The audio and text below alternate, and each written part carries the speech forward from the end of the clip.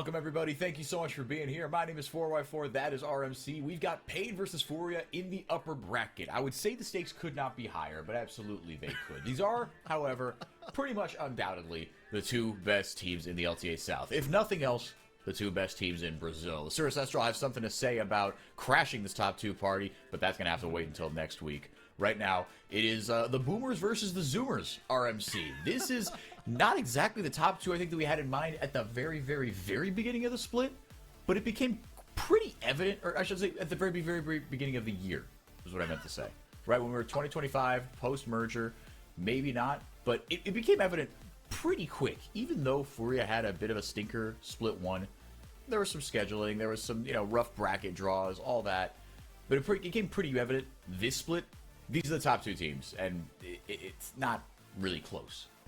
Fair enough, Purple. I would actually disagree. I think I did actually have paiN number 1 and Furia number 2 at the beginning of the year, and I changed my mind after split 1, but here we are, and you said the stakes can't get much higher. Well, yes, because there is the grand finals, but at the same time, this upper finals feels almost like a preview if I can't crash the party. And now, 4x4, let's talk a little bit about this Boomers versus Zoomers. One of the youngest teams around is Furia. Very young average age. Tatu making his debut this year and has absolutely been smashing it. Speaking of, let's talk about the roster for Furia. Gigo, Tatu, Tuts, Ayu, Jojo. Who's like Tuts and Ayu probably have the most experience, but even then they're so incredibly young. And Tatu, for going back to him, he just had appendicitis last week. He just came out of surgery a week ago, and here he is in the upper finals. Yeah, look, like we're still not at the place where ChatGPT's advice can be taken as gospel, especially on medical things. That being said, a quick Google search, a quick ChatGPT search said, yeah, no, you should probably wait like 2-3 weeks before resuming kind of normal work activities. And while yes, playing League of Legends is by nature a sedentary job, we were kind of talking about it off air. This team, and Tatu especially, they are in the best way, not in the Red Canids way. They're a vibes-based team, right? This team gets cranked up, and Tatu, he's like their mascot, I feel like. Perhaps. I mean, he's certainly very animated, right? You talk about sedentary. I don't think Tatu knows the meaning of that word. The man's always hyped, and you look at him popping off. He's the one who's going to stand up. He's the one who's going to hug his teammates as soon as the game is over. Like, he's and that makes me nervous, right? These big like bear hugs that you go slamming into each other. It's like my guy still has probably stitches that haven't dissolved yet. Like, gotta be careful, my king. Yeah, and I hope he's active on the Rift, but he's a bit more cautious off the Rift. But speaking of people who are active on the Rift, 4x4, let's take a look at paiN's roster. Because if we're talking active on the Rift, it's gotta be Carioca. It feels like the top 4 teams all had incredibly driven junglers. We had Desamas and Jose Deodo facing off yesterday. Today, we've got Carioca, the Zoomer, the Boomer, up against Tatu, the Zoomer in the jungle. Carioca, the MVP actually of the regular season this split. He was omnipresent on the map. Yeah, no, he was everywhere. MVP Carioca, by the way. And I mean, there's so many points that we could talk about kind of on this map, right? I mean, look, paiN Gaming, they come into this one as the favorites, right? They've got the benefit of the doubt. They've got the experience. They haven't, dropped any clangers to, I don't know, a team like Fluxo W7M in a best of 3. Granted, yes, Furia were sick for that one. But that's still a bit of a splotch on your record. It is. And as they line up here, you see, I mean, maybe because we don't usually get to see this on the on the stream beforehand, but this has certainly some grand finals vibes. They lined up in that like V, like I mean, it's very clear that the paiN fans recognize how important this matchup is. But RMC, let's start in the jungle, right? Tatu versus Carioca, right?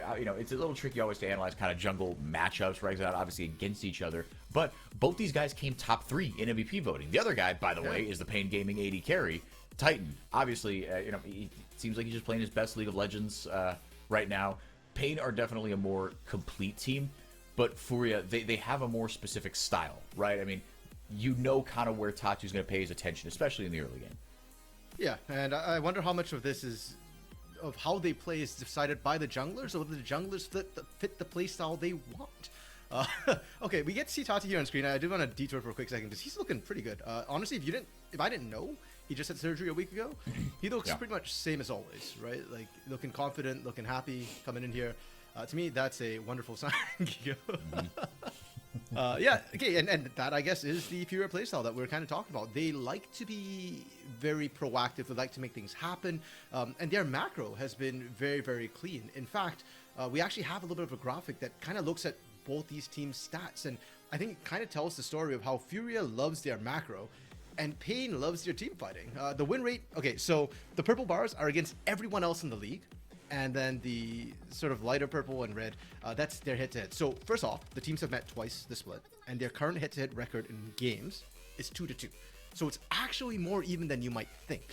But if we look at KDA and gold difference at 15, heavily paiN favored. paiN has better hands and knows how to use them. But weirdly enough, when you look at objectives, despite being the favored team, despite having such a big gold difference and KDA difference for paiN, they're actually losing out the objectives. Furia has 54% dragon control rate and 60% Baron control rate against paiN. Yeah, they're actually doing kind of okay here. I mean, I'm still kind of digesting the data here, but your point is well taken, right? I mean, the big bars at the bottom right, that's kind of your, okay, Furia's objective setup is better.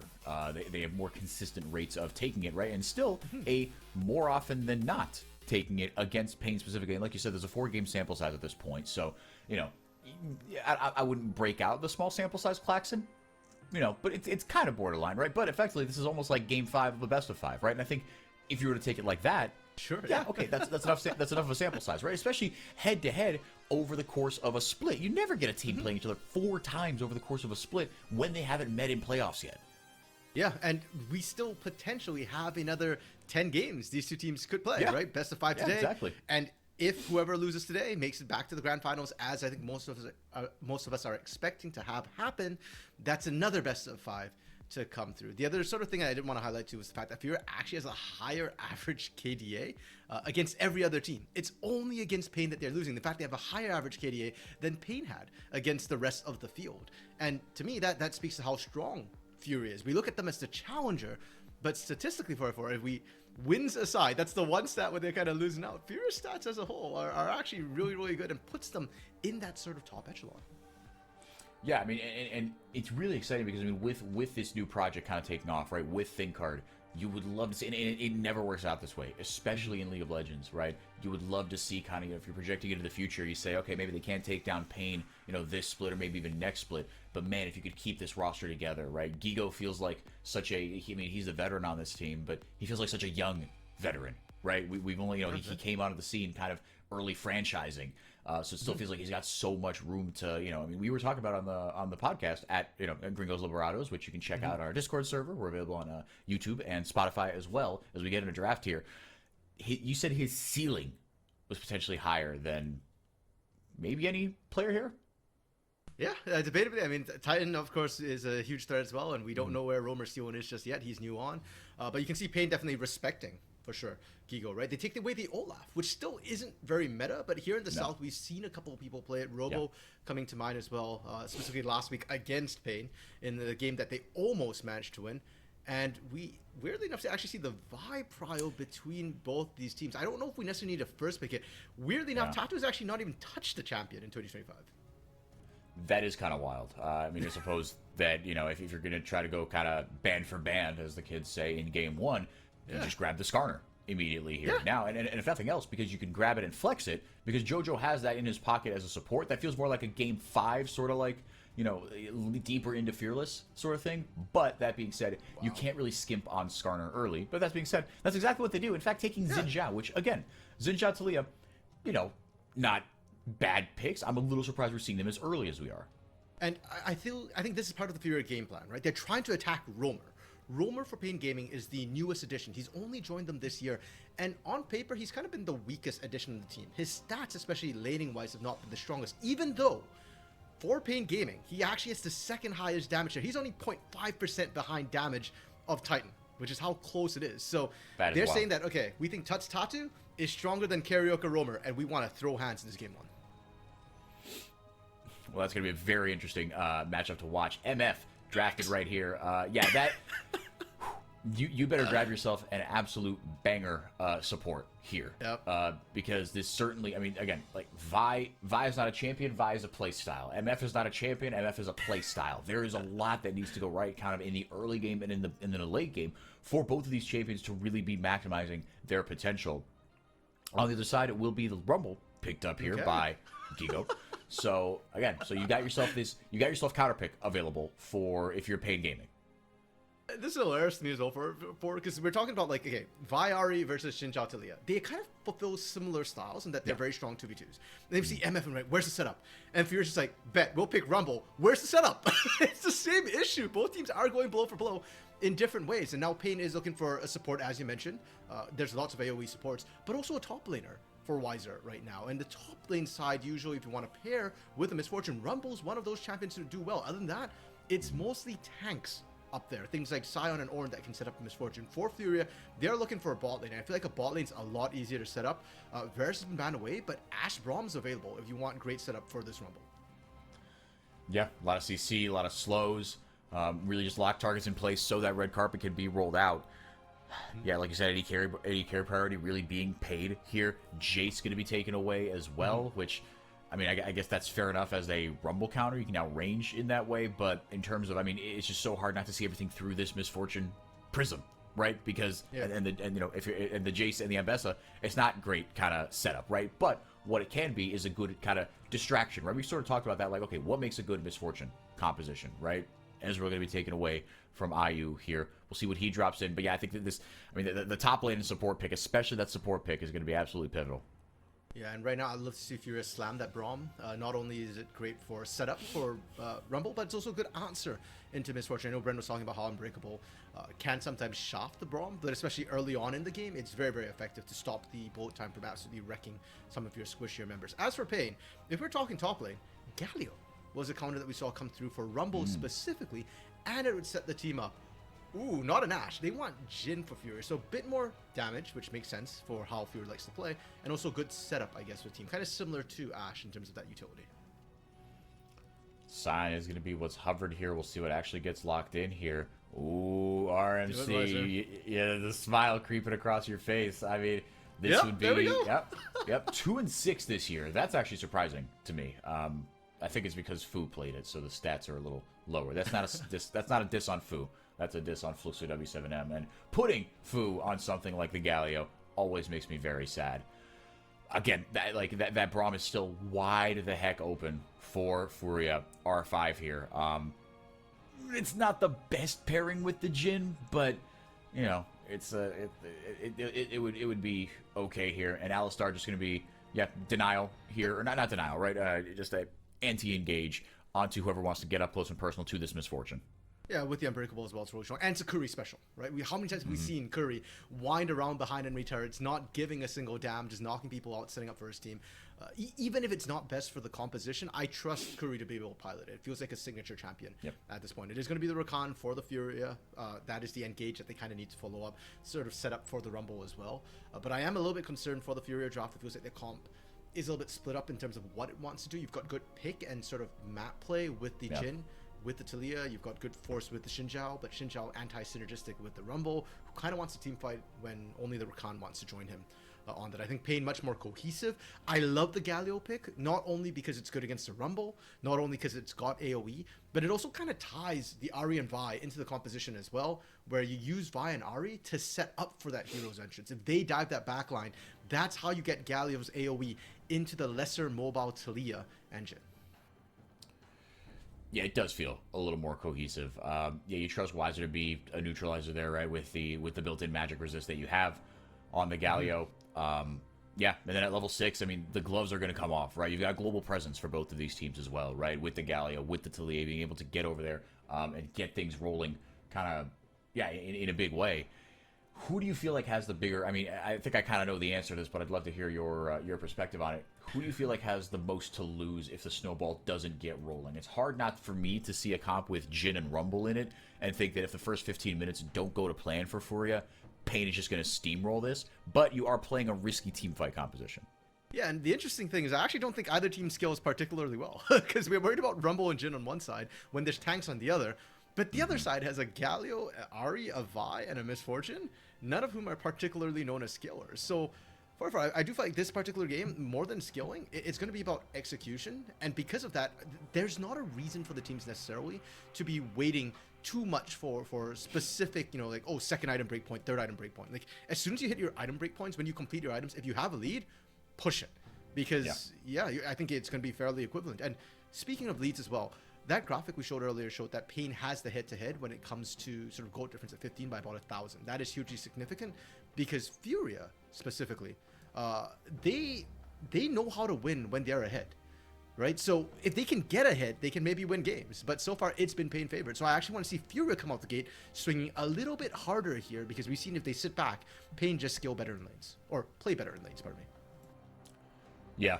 And Furia, right? I mean, with the Xin Zhao, you've got a really strong 2v2, like you said, to exploit. And there's another graphic that we're kind of going to show a little bit later in between some of the games, but that shows kind of where the attention is being paid on the Rift. And again, when you've got kind of, you know, Jin Rakan, I guess, right? That to me, tell me if you disagree, doesn't really scream like, okay, we're here to kind of slam lane, even though the Jin, right, is something you want to kind of get going early, but on the Deadly Flourish is always an ability that is going to be useful, right? You can root someone from 1,000 miles away no matter what. But on this top side, right, do you see kind of, you know, the attention being paid up to Gigo and helping him out with that strong 2v2 into a bit of a stonewall matchup like the Galio? First of all, I do want to say we saw the cameras of the Furia fans and the paiN fans. I think that's the first time I've seen paiN fans being out-cheered. Come on, paiNZeshi, what are we doing? Furia outmatching the I mean, for Furia, this is a little bit kind of like, you're kind of playing with house money here, right? Because I think this roster has exceeded the expectations. I mean, the expectations have changed over the course of the split, of course, but again, from the start of the split, definitely the start of this year, right? If you would have given Furia, no, you are nailed on top 2, they would have bitten your hand off. Like I said, I think beginning of the year, I did get to say that. So okay, fair. All right. Besides RMC. Oh man, yeah, no, that's fair. But I don't think that's the mentality Furia necessarily have that they're playing with house money. They want to win. Like this is not a team that's sitting back and going like, oh, okay, guys, you know, we've done well. No. They're like, oh, we want to win it all. Job's not done. Because they can win it. They've proven that they can beat anybody on their day. Yeah, exactly. And paiN as well. They're not as strong as they've been. They're not actually a clean team. Out of all the best of 3, best of 5 series they've played this split, they've not won any of them clean. There's not been a 2-0, 3-0. There's always one game that they're dropping here or there. And if they can drop one, they can drop another. Right from the get-go, though, for you asked me about this bot lane, the Jin Rakan doesn't necessarily scream like we're trying to smash lane. I agree, but I do think anytime I see a Jin, he's a strong laner. And one of the reasons why they picked Jin here was to be able to match with Misfortune trades.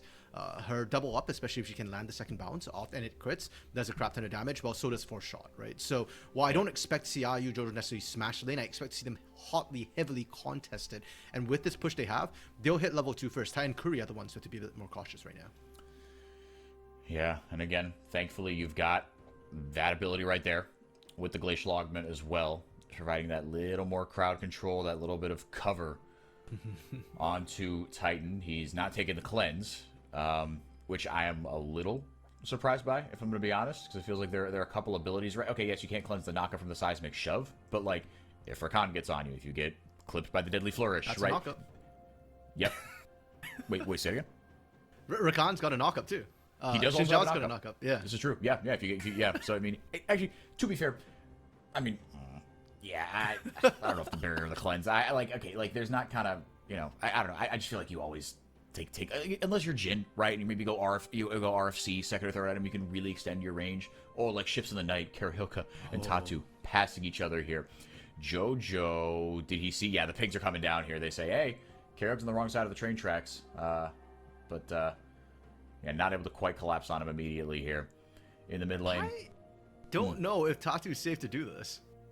Yeah, you gotta be careful, certainly. I mean, look, you've got Jojo shadowing right now, and Tatu, look, as is Xin Zhao, right, you are gonna be able to kind of skirmish pretty easily here, but able to swipe that away. So, no harm, no foul right now. Yeah. And putting Karaoke, in theory, a little bit behind. We might see a clash on the Scuttle Crab, but I don't know. I feel like those days are well and truly behind us. I actually can't remember the last time I saw 2 junglers actually fight to the death and summon their lanes up over a Scuttle Crab.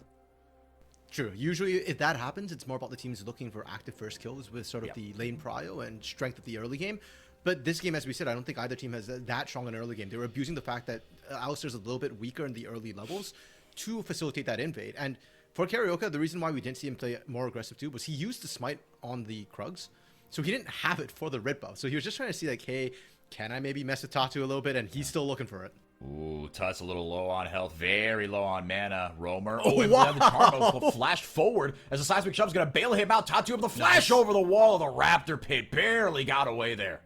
Yeah, really nice from Roamer. The flash forward was to try and stop Tatu from being able to flash safety or, find his way onto the Raptor camps. But Tatu just held his nerve, was able to play through the Raptor camps anyways and get over the wall. And that's flash wasted by Roamer, unfortunately. Not going to pay off. If he had held it, he probably burns the flash from Tatu anyways without the first blood. Carioca, however, at least able to answer back and make sure he doesn't get 3 buffed. He's going to steal away Tatu's red buff now. Deadly Flourish going to land. 4-shot lands as well. But the self-heal comes out from Kuri. Titan taking a bit of damage here. He'll be able to reload and dump a couple more shots into him. But going to use that 4-shot on that cannon minion. Just trading back and forth here as... Yeah, I mean, you got to get up close and personal if you are Kuri. And Jojo able to slip and slide in and out of trouble on this Rakan. Like you said, RMC, just with that push ever so slightly ahead in Golden XP. Jojo taking the Unsealed Spellbook here as well. Yeah. Anything to read into there? That's interesting, because I think we saw it last week as well, but that wasn't to a ranged matchup, and I really like Unsealed Spellbook when you're sort of a melee champion to a ranged champion, because it's really hard to play out, and having more summoners gives you more options.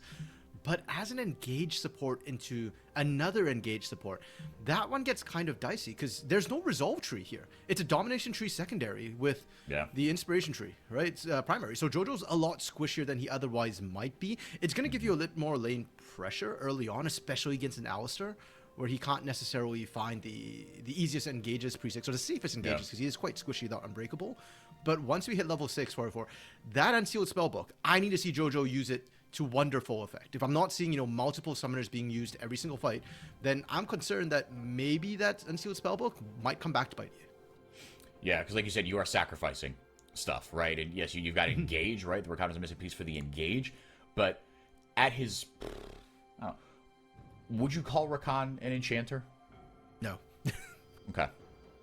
He has some enchanter qualities, but yes, you got the heal, but like, look, you are an off tank, right? You build kind of early, just stats, right? And you don't have to build as much because again, you are a Rakan. You can get in, get out without much trouble. But like you said, RMC, as Gigo just ults the wave immediately with paiN paiN roaming up here. Yeah, that's probably fair enough as the lane swap is on here early. Grub's not going to get for another minute and change, but just trying to stack those turret plates. IU still kind of stuck in lane a little bit here. Gigo able to hold his own. I would say actually that was sometimes I think that players are a little trigger happy with their, ulting a wave, right? Because you need that, especially with a Misfortune or with a Rumble, right? It's just so much damage early on. But but that's why I'm in the ELO I'm in, and that's why they are playing this game professionally, is because they value the little things in League of Legends. Yeah, and so, quick stock off the lanes. It's weird to me that Weiser is actually down CS right now as the Galio into the Rumble. You are sort of the premier magic resistance tank, and that's a winning matchup that he didn't win. Bot lane as well, Titan was actually losing CS against IU. And paiN has done this even since Split 1. In Split 1, it made sense with the early rotations to get that grub prio. I don't understand why paiN does this at 6 minutes. Almost always in Split 2, when the grubs have been changed out. There's no grubs to fight for. Gigo ulting that wave was just to buy time for Jojo to rejoin him. The equalizer should be back up around when the grubs are spawning or close to. So I think it's a good play from Furia. And if anything, paiN kind of put themselves behind. The rotation didn't even feel like a comfortable timing. They didn't get an advantage from that. Ooh. Able to flash away. Tut's actually returning fire very nicely, but you will take that flash any day of the week. Especially on someone like a Talia. Yes, you can create some space for yourself, but you are immobile-ish, right? Obviously, you got the ultimate and the seismic shove, but here as Weiser just taking the fight right to IU, not able to swap out of this just yet. You want to get IU up there. Well, actually, maybe you don't need him, right? You've got Roamer, or you've got Tuts kind of waiting in the wings here, and able to get big priority onto these first grubs. So That's just how that's going to go here. But that doesn't mean paiN aren't looking for something on the return here. This is going to be a 4v4. JoJo goes in, able to hop right back out. He doesn't have level 6, remember. But guess who does? It's Karaoke. Able to go in, massive headbutt. Able to get the Grand Challenge off, but paiN able to do decent damage with that ultimate. First blood going over to Karaoke. paiN Roamer barely surviving. Tatu able to flash away, and now it's paiN on the ascendancy here. They've got the numbers advantage, but do they have enough to close the gap? They blew their big one. They got first kill. They traded that for just 2 of the grubs.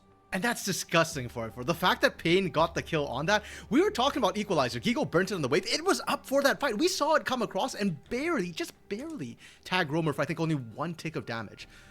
And that was kind of it. And paiN shouldn't have been able to actually even get any kills. Fury should have been able to get 2 and walk out for free. The setup was beautiful. We were just talking about, okay, you'd happy to trade Karaoke's health for Tuts' flash? Not true, because now Tuts has prio. Furia has prio. But right here, paiN just outplay on the hands. They go in. Roamer's putting his life in danger. Tanks up the bulk of the initial damage. Even eats the seismic shove. But because of that, he ended up baiting out the Equalizer to hit nobody. And Titan gets to comfortably roll through. Karaoke, Curry, they get the CC down. Now they're looking for Roamer again. No flash, no Spirit Rush. No flash, no Spirit Rush. Great use of all their tools to zone out. You did blow quite a few resources there, but you got that crucial kill back. It is slow down Roamer just a little bit. Yeah, I mean, the initial CC from the Talia didn't land, but it set up JoJo just beautifully to play, essentially, TFT. Just play PvE right there. Yeah, and they, as you said, kind of needed it. You don't want paiN to get rolling like that, especially when Roamer's already kind of winning out the lane a little bit. And Roamer on the Ahri, I feel like a lot of the LTA South mid laners on Ahri especially feels particularly lethal in the mid game. They're very good at getting out there and getting the Ahri into fights. Tatu back onto this red buff once again. Karaoke has smite this time, but he has no vision in the bush. Battle lines drawn once again. JoJo with the exhaust as well. Should the fight break out here? Curtain call goes out. Almost thought that was the bullet time. Titan maybe angling for that. Obviously, big force shot hits from IU. Titan's got to get the heck out of dodge. Be able to flash away. Gets a double up off. But now locked up here is Corey. He will go down. He's the sacrificial lamb as, the bullet time not available. Well, it is available, excuse me, but opted not to use it. Titan just fearing for his life. Yeah, Titan didn't have the space to be able to use it. And that's what I think teams need to do against MF players like IU and Titan. If you give them any sort of space, they get in your face. They're the ones playing aggressively. They'll walk up in 1v5 if they have to. But if you can pressure them like this, then they don't have space to get the bullet time out whatsoever. And all of that 4v4 over a red buff. Like, it's not even a big mutual objective. Fury, I think, are just recognizing what they need to do. And this is what we wanted from them. If you give paiN space, they skill up and they know that they're good at team fights. But if you fight them and force skirmishes early, when their cooldowns are not exactly in position to really be able to play, then you're able to force this. Watch the force shot as well, because I don't think Titan was expecting that to happen. Karaoke was tanking. Karaoke was banking on Curry. Titan was banking on Karaoke to block that. Karaoke was banking on Curry to block that. But Curry went in, and that made Karaoke flash, and that shafted Titan, which in the end killed Curry. So what an odd chain of events from literally people just not being in position. It was just like, in such a tight kind of, I'll say choke point for lack of a better term there, right? Where you've got 2 ultimates in the curtain call and in the bullet time that are so very linear, right? That are literally just like, you stand there, everyone in front of you is going to die. Both the tanks, or Corey especially, just kind of jump the gun a little bit and you go, the timbre of this team fight has completely changed. Winds of War going to go right onto that ward. They've got vision control thanks to the Scuttle Crab, but paiN have control of that River Brush. Roamer looking for a flank here, able to get some decent damage down. JoJo able to hold him off. Who's going to grab the dragon? It will be Gigo that secures it. Here comes the grand entrance, able to get the shutdown there onto Tatu again. They got the dragon. Bullet time goes off. Titan doesn't have a ton of mana. If you can get close enough to JoJo, maybe one auto will do it, but it will not be enough. There goes the Weaver's Wall to cut off any sort of chase. RMC, we're going blow for blow in this early game. It is, and both jungles are being massively occupied by the respective enemy teams. It wasn't Tatu, it wasn't Karaoke to be able to secure that dragon. It was Gigo's Equalizer this time that was able to pick that one up. And I do feel like we've seen the focus of the teams here. Furia wants the objectives. We saw that in the pregame with the stats that we're looking at. They secure both dragons. At both objectives, paiN was looking for kills instead, and there are 2 kills. The deadly flourish missed. paiN's 2 kills came from the 2 objectives. 1 at Grubs, 1 at Dragon. And they obviously just want blood, want gold to be able to snowball themselves faster into that mid-late game. Up about 500 gold here, but up a couple of big objectives as well, right? 2 Grubs to 1, not the biggest deal in the world. Still got another minute until the turret plating goes down. Did we see a turret plate in gold graphic yet? Or I mean, we're probably going to say that after 14 minutes, now that I say that. But yeah, no towers taken one way or the other. But yeah, the gold actually, all things considered, not that bad, right? Titan able to get a bunch of turret plates to make up for the fact that he's down, he's down 20 CS, but only 300 gold. And and crucially, he's the first one onto that first item here, as locked up and deleted almost is Gigo, able to flash away to safety, able to return some decent damage here. The taunt goes off, Tuts arrives via the teleport, able to flash forward as Tatu gets right up in his guts. Another kill, or first one of the day. Yeah, no, it is a second. Thank you. All right, I was right. Second one of the day for the rookie jungler.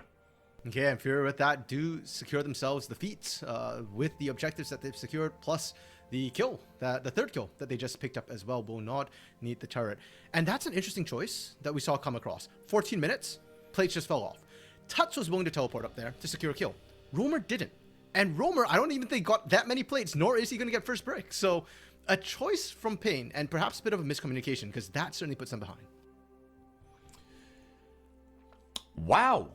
That is not as much turret plating gold that went down as I thought there. Okay, I'm surprised by that statistic. Curry able to get a gorgeous headbutt off to punish Tuts, and the shutdown going over to Roamer here.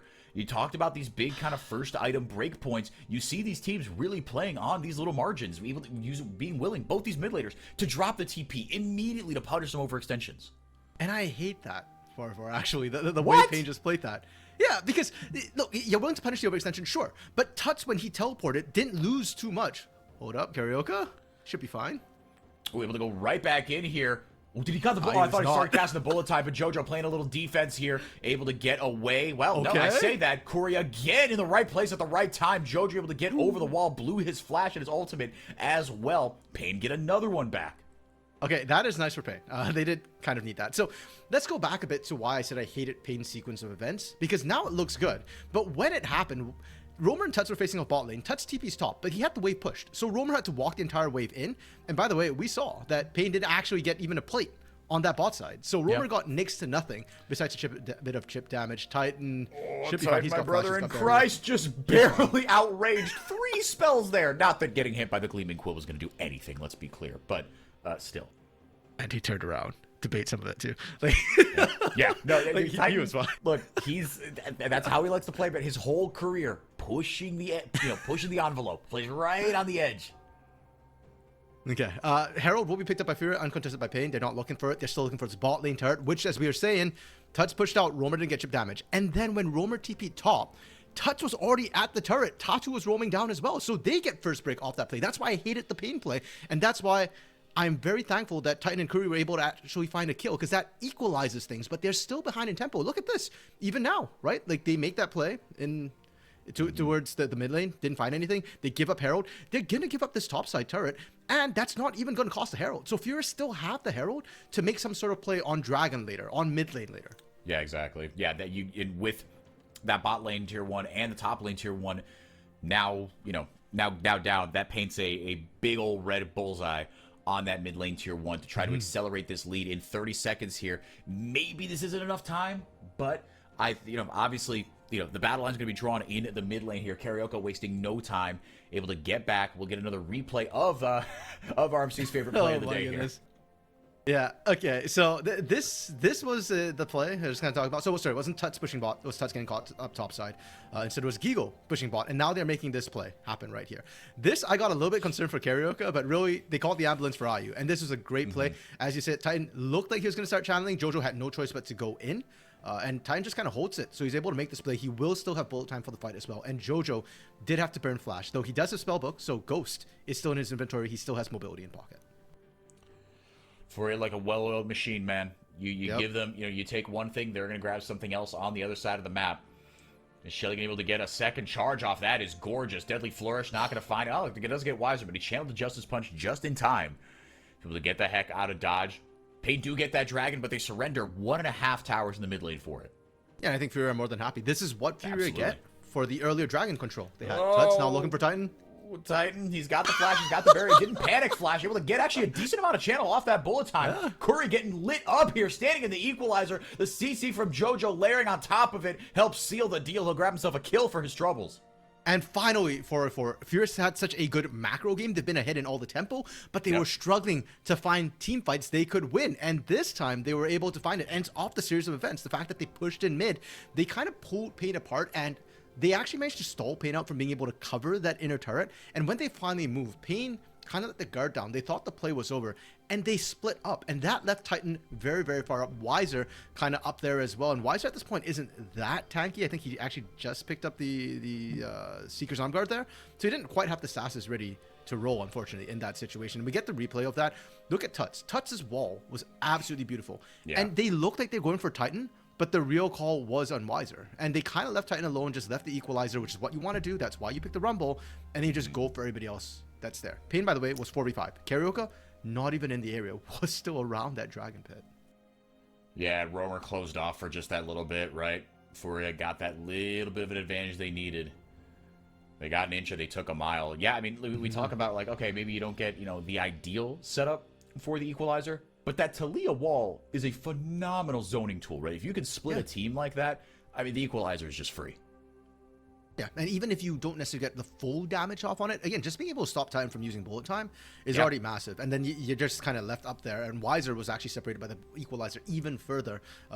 And that was why he just absolutely melted. So Furia, for we're talking about this, if they get a lead, this is the team that knows how to close out games. I'd argue they're probably the cleanest team at closing out games, more than paiN, more than K-Stars, more than IE. It's Furia. And now I'm kind of scared to see what paiN are able to do, because Fury right now have shown us immaculate macro. If they start winning team fights as well, we're going to see this game snowball incredibly quickly.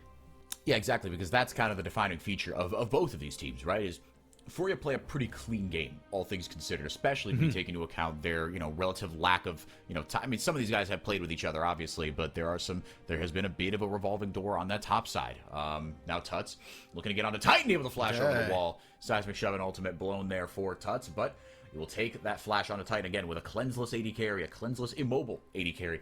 That is a trade you are willing to take. But RMC, yeah, eventually, I mean, around this time of the game, this is where paiN, in theory, turn it on. Yes, this is when they start looking for those big, massive team fights. And if we're looking at objectives, Dragon's on for 2 minutes. Baron's not spawning for 4.5. It's Atakan. And I feel like Atakan and Baron are the two where everybody throws at. So for Furia, I'd love to see them take this kind of nice and slow. Don't, Tatu, please don't overestimate yourself and try and force Atakan. He's doing it. Weiser's in the area. Weiser should have vision of this. Yeah, I think he does, right? There are some pings coming down, right? The On My Ways and whatnot from the blue side, right? I think, yeah, like you said, that stealth ward should be able to just clip vision of that. Obviously, they abandoned it, just kind of, yeah, I mean, that was a speculative Atakan start, if I've ever seen one. I would have been stunned if they actually hard committed to that. Tut's not in the area, right? Doesn't have the teleport. They don't end up going for it, but able to clear out some vision on that Tri-Brush and set things up should they want to go for it. Dragon not up for another minute 25. So you could get, you know, this might be a whoever wins the fight around this gets both. I think that's the way it's leaning right now, because the Baron's not going to go for another 3 minutes and change. And look, I'm not doubting that Fury can win the team fight. I just don't think they need to. So far, they've shown us really good macro, and I'd love to see that more. The Weaver's Wall is almost off cooldown for Tuts. The teleport just came off cooldown as well. Ideally for Fury, I think they just play the side lanes, try and get Tuts to overload on the top side with the numbers advantage, find a kill, and then TP down to the Atakan. If you've got the numbers advantage, you guarantee the win. If you kind of coin flip, that's when it gets worrying. Titan has his bullet time ready to go. Curry has Unbreakable.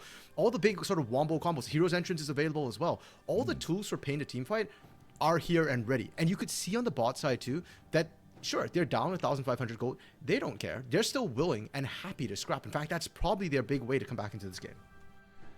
Second item, Mortal Reminder, as well for Titan. Just going immediately into, obviously, that anti-heal, but into that shred second item. Now, you know, we've seen, you know, LDR second item, etc., right? You get basically just as much shred. But the heal cut coming in as well. I'm a little surprised by that in this composition, but when you've got two Conqueror users, I guess that's enough of a reason. Furia able to get just enough of an advantage to start this Atakan with only 3 members. They might bail out on it. Now it's going to start healing up if it's not careful. The threat range goes away. Now paiN converging here. Did Furia bite off more than they could chew? Beautiful equalizer by Gigo. Jojo might be caught up in the crossfire. Nice Weaver's Wall to split up paiN Gaming. As the curtain call goes out, Carioca gets taken completely out of the fight. Weiser gets ripped apart. He has to flash away. It all worked out. Okay, Furia, they played that really, really well. They deny vision, and they sneak it. By the time paiN sees it, it's kind of late. I was a little bit worried. I saw an early flash early smite come down, but Tatu is able to secure low health, and with that, And with the kill onto Fury, this is a snowball we're talking wow. about. Furia, Atakan, Soul Point, kill to boot as well, and now almost a 2,000 gold lead without Atakan on the table. This is where Furia don't have to worry about fighting those major objectives, and they can go back to what works best for their composition. Go for the split push, go for the macro plays, go for the pressure in the side lanes. And Tuts just ripping this Weaver's wall on cooldown, and they've been effective. They've been so effective. Let's get another look at this, right? They started off kind of with 3. IU and Tuts joining the party a little bit late here, but not a moment too soon. Yeah, and Tuts was the one who kind of, or actually, I think it might have been Jojo smiting a bit early there to try and cut the numbers fast, because they were trying to force paiN to run in there.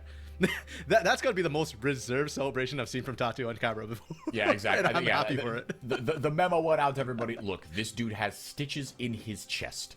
Let's just, let's slow it down. Yeah, I guess we'll see, if they're able to take the series or if they take a hype, end to a game. We'll see just, if they forget the memo. But for now, doing a good job, being reserved, right? Yeah, and now the pressure's on paiN to be able to do something right now with their composition. With the Vi and Ahri on paper, theoretically, you actually should be a good team at forming picks and catching off single targets. And it's not like Furia is moving as a group. As you can see, Jojo, IU, Tuts, they're often on their own doing stuff. But paiN hasn't really been able to take advantage of that, and they've still just been looking for team fights. If you want a team fight anyways, I feel like you'd have been better served something like a Sejuani Maokai in the jungle, Wukong, and something like a Victor maybe for Roamer rather than this Vi Ahri. And that's a great play from Furia, I guess. That's why they went with the Xin Zhao Talia and tried to kind of force paiN's hand and say, we will challenge your 2v2. We think this is your weakest point. And so far, it's been successful for Furia. Yeah, no, it certainly played out that way. RMC, educate me on the Bloodletter's curse, Prio, for both these teams. Or for both these players, I should say. It's shred. It's just magic damage shred. All right, you shred magic resistance.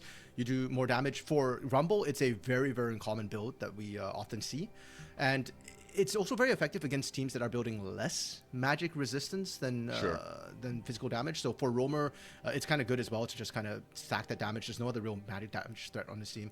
It does help Weiser as well a little bit, I guess. Yes, Weiser is magic damage, but he's more tank than anything else at this point, and that's kind of why we're seeing it. Second item for both of these carries, and with the Malignants just taking a bunch of that extra shred, or not a bunch, but some of that extra shred early on here. Tuts rips the Weaver's wall. It's going to take a lot to take down Weiser, but 50% health, that's not too bad there for one little spell rotation. They did burn 2 ultimates, to be fair, 2 high impact ultimates, but they're going to be off cooldown quick enough here, and certainly before that dragon.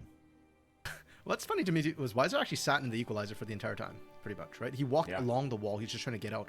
And so that roughly tells me Equalizer probably does maybe 60% of his damage if he sits on it like the entire time with a little bit of help from Tuts. That's a good sign for paiN Gaming, because even through the Bloodletter, even through the Liandry, the magic resistant tank is doing his work, and you need to bring IU, not Tuts, on that play. It also means the strong point for Furia, that sort of side lane pressure we were talking about, it's a little bit capped if you can't deal with Weiser, because Weiser doesn't need to win the push. He just needs to be able to hold against the push, and he just needs to survive. And so far, it's looking like he can do that. He's got the wave clear from his Winds of War, and he's got enough magic resistance for now that he doesn't need to build any more of that. He can focus on something like a Liandry's to focus more on wave clear and potential teamfight damage. Yep, and he's got that Seeker's Arm Guard in there as well, right? Such a valuable tool for these champions that like to get up close and personal. You see Roamer and Weiser, both grabbing those items.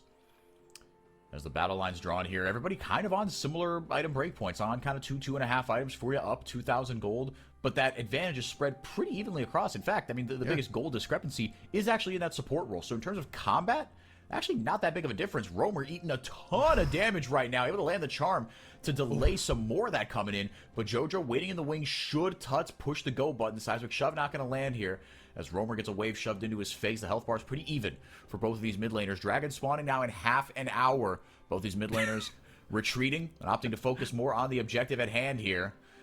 If one wind becomes lightning connects here, Tatu, you got to be careful. He's going to go right in there. Jojo from the other side. Big CC chain onto Kuri. Exhaust lands onto Carioca with the charm from the quickness.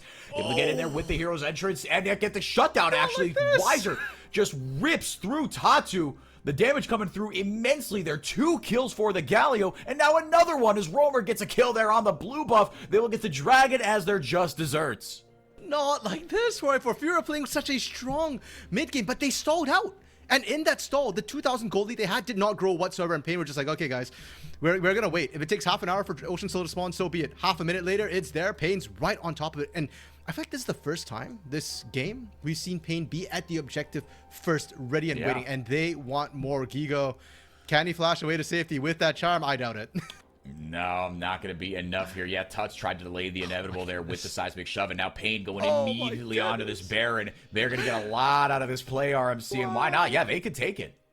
Yeah, what's Furia doing to do to contest it? At best, maybe Tatu gets in there, tries to smite steal. I'm going to be honest, I don't even think he's going to get to the Baron before it's gone. Tuts is trying his damnedest right now to find something back. He finds the mid lane tier 2 turret. That opens up the mid lane. It's going to stall this Baron push at least a little bit, but it's not huge. It's not significant. What is huge and significant is the gold swing for it, from negative 2,000 to up 1,700. And man, it's a misfortune for Titan. Like, I hate him on the champion because he doesn't have that sort of mobility, but somehow he just has like perma bait and the ability to get bait fights in while still pumping out damage. He did a ton of damage. He hardly took any in that. The equalizer that came out from Gigo there was very ineffectual as well, and because he burnt it early looking for Titan, looking for Carioca, he didn't have it when the actual CC came down, when Jojo finally got there and actually started knocking people up. Yeah, it's a little criminal, honestly, that he got away with what he did. Just sitting there every time too in this brush, and he gets jumped on rightfully, and then just able to flash out. But you got to credit paiN as well, right? Immediately when they sensed their AD carry was in danger, just everyone just collapsed immediately. And good play by Romer as well, right? Taking a creative angle into that fight and occupying the backline of Furia, as Jojo was looking for a deep flank there. Mid lane tier 1 gonna go down here, but at what cost? Jojo looking for a way in. Carioca has to pop out, gonna get himself some honey fruit. He's got to get back in there if he wants a chance for his team at this fight. Gigo taking a big old angle there as Weiser pops a stopwatch. Equalizer gonna split up paiN. Actually, not really, just kind of force them into safety. Curtain call popped as well. A lot of resources blown here. If you're paiN, you're very happy with the outcome of that fight. Yeah, and paiN was just waiting for the bot lane wave to crash, right? Like, they're just holding that area, making sure that Furia can't even contest this. And now Tuts, he's looking for Weiser's solo, but Weiser's got flash, Weiser's got Hero's Entrance, and now Tuts doesn't have a Weaver's Wool. And Weiser is on 3 items all of a sudden. Went from 1.5 because he's sitting on both those components. Flash forward. Hero's Entrance coming in off the top. There's over Romer. And now big bullet time. Going to get a lot of damage, but Carioca gets picked off. Titan, if you can clean this up, this should be a win for paiN. It's a 1-for-1 right now. Jungler for 80 carry. Corey gets shoved. Seismically, actually. Double kill in for Tuts. Man, that death cap is doing work right now. They get the bot lane tier 2, tier 3, and the inhibitor in exchange for a net -1 kill. Again, paiN in this late game coming out on top of these marginal trades. Okay, good for Furia that they managed to at least find 2 kills on the back end of it. Carioca going in, that was a kill traded. Curry was sort of the kill that you're trading for all the structures that you're losing, but you're going to lose them anyways. And for paiN, that's a cost they're willing to pay. They have Baron for another 30 seconds. They wanted to maximize that Baron push, and getting the inhibitor on that bot lane, I'd argue, is very much worth it. The amount of pressure that's going to give is really going to stop Furia from being able to push back on these side lanes effectively. And we kind of get to see this play. Carioca going in very aggressively onto Gigo, and without the equalizer, Titan is free to unleash that bullet time. But for Furia, it's all about Tuts, right? The fact that he already found one there, the seismic shoves that you were calling out, he did not miss. 3 in a row. The second one onto Curry there, and then the third one onto Weiser. If Weiser wasn't an MR tank, that would have been another kill, and Furia at least could have hoped to try and shrink that gold gap. But as it stands, 3k gold lead for paiN as Burn buff expires. And now all of a sudden they find themselves in control of this game. And stacking up these Ocean Dragons, woo, that is going to feel nice. I mean, you're just being able to, again, I mean, maybe you're not getting like maximum value out of it, right? 'Cause there's not a ton of poke to kind of walk away from. Maybe if you get clipped by, you know, a Deadly Flourish, you can walk away should you survive the initial burst of damage. You're going to grab himself that LDR, and he is still about maybe a little bit behind, right? You've got the feats, like we kind of alluded to earlier, but now paiN very much in control of this one, dragging up in 40 seconds. Still soul point for Furia. They've been sitting on that for a while here, but paiN in control. Man, that vision toggle, it just gets my juices flowing every time. Titan As Curry Hex flashes over, Carioca looking for a way into this fight. He's going to walk over a control ward. The Roamer not going to get hit by the Deadly Flourish. Not going to find the smite either. Furia know that this game is hanging in the balance right now. Tatu's got to be careful. He's going to eat a double up. And now they slowly shift their attention towards this dragon as that inhibitor is just playing a crucial role here. 2 super minions just crashing up there. They can't afford to pay any attention to this dragon. It's doing the job of a Baron buff on that bottom lane. Yeah, effectively. And for Furia, you can see they need to group up as 5 right now to feel safe whatsoever. And that vision toggle, what it showed me was that Furia has just lost all control, right? And they're desperately just trying to get the narrowest slivers of vision to make sure that they're not being jumped on the side. Roamer has to burn a Spirit Rush to dodge out, but he's still got 1 more charge. Can he find a charm? Nope. He's just going to get back out. Yep, Deadly Flourish. Always something you got to be careful of as well. As Roamer will be down. That ultimate.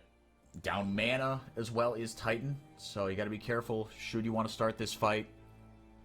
Now Corey going to grab himself the Redemption. He's on 2 items as well. Just a little bit ahead of JoJo in that department. As JoJo just been, I mean, he's got a vision score plus 25 there. That's where all that extra gold has been going. But like we said, the gold swing has been swinging in paiN's favor right now. They grab that dragon. So it's 3 dragons apiece here. And again, this game is going to come down to a big old team fight. This has already been a massively entertaining game for both these teams. And I think has spoken to the strengths of both of these teams so far, right? Furia kind of dominating the early and mid game with good rotations, clean macro in the early game, Tatu being at the right place at the right time, JoJo as well, fighting these early skirmishes very well. But now paiN in the late game, it's not quite as egregious as Old Loud, right? Where they just kind of sack the first 15 minutes, but a fight breaks out here. Deadly Flourish going to land. Curry pops the Unbreakable. He's not taking a ton of damage at all. Roamer going in, gets the big old charm. Heal comes down. JoJo has to back out the Equalizer just to prevent the advance. So getting not a ton of value out of that Equalizer and a big ultimate down as this Baron spawns. Yeah, and JoJo and Gigo's ultimate being down means they don't have to team fight tools. Oh, he has to flash to dodge a charm, and Roamer, man, he's Roamer's baiting. Got to be careful. He's got the hero's entrance, the classic, the Titan frontline bait, the Roamer frontline bait. It does get the hero's entrance out of Weiser there, but it dissuades anything further from Furia. And now paiN turn their attention to the Baron. They've got okay vision here. Carioca, he's the one that's got to play bodyguard right now. Curry without the Unbreakable is kind of just made of paper, so he's got to be careful. A couple control wards and the far side alteration go out. Roamer, gorgeous charms all game long, especially in this late game. Deadly Flourish lands. Now the curtain call going out. Redemption comes out as well. Weiser body blocking for Curry. Couple more shots still to go here. Charm lands again, but the follow-up isn't there. 4-shot does absolutely nothing to Weiser. Able to channel the Justice Punch to get the heck out of dodge. They know they can't, even with this lead, even though they're confident in their team fighting. The margins are still razor thin here. Furia could easily take this fight with one slip-up. And meanwhile, while all this happened in 4v4, the supers are marching in, and it forces Furia to go back down to deal with them. Now, this is good for Furia, though. They did manage to stall that out, and Inhibitor just respawned. So taking down this super is sort of the last super they had to deal with. Now, they're kind of done with that. paiN has to reset. And when Roamer kind of baited a little bit too hard there, he actually cost the hero's entrance and the bullet time. That's the big team fighting tools for paiN. If they don't have that, I don't feel comfortable with this Baron. They're about to come off cooldown, so if paiN take this Baron slow, they'll be okay. But as you can see, the slow is not working for them. Carioca is taking a bunch of damage. JoJo finally goes down. No! Dude, it's Curry!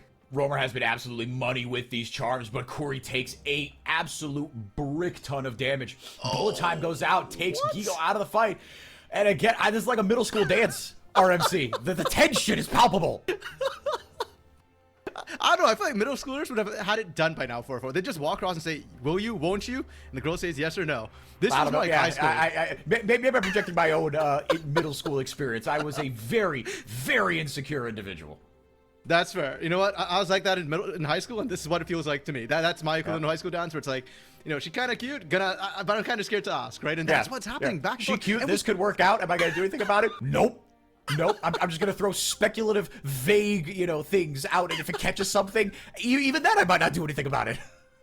Yeah, and that's because we keep seeing the big AoE ultimates being used to tease each other, and that means nobody's comfortable enough to actually go for the big play on Baron. No bodies are hitting the floor right now, so both teams are kind of scared, and we might just see this happen till Ocean Soul comes up. I know we sold for both of these teams, and Soul actually matters quite a bit. Curry going in, Roamer with another charm. Tatu goes in, pops the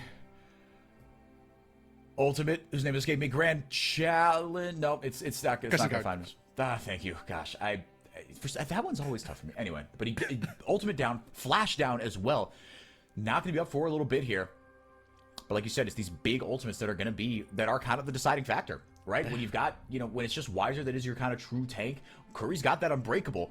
Back up, not for nothing, doesn't have the redemption, but now with the dragon spawning as well, this will be what they jockey over. It's a much safer objective to fight over, because you can't just get, like, melted by the neutral objective before you take this fight. Furia trying a little bush cheese here. When it becomes Lightning connects there onto Wiser, but not going to go forward.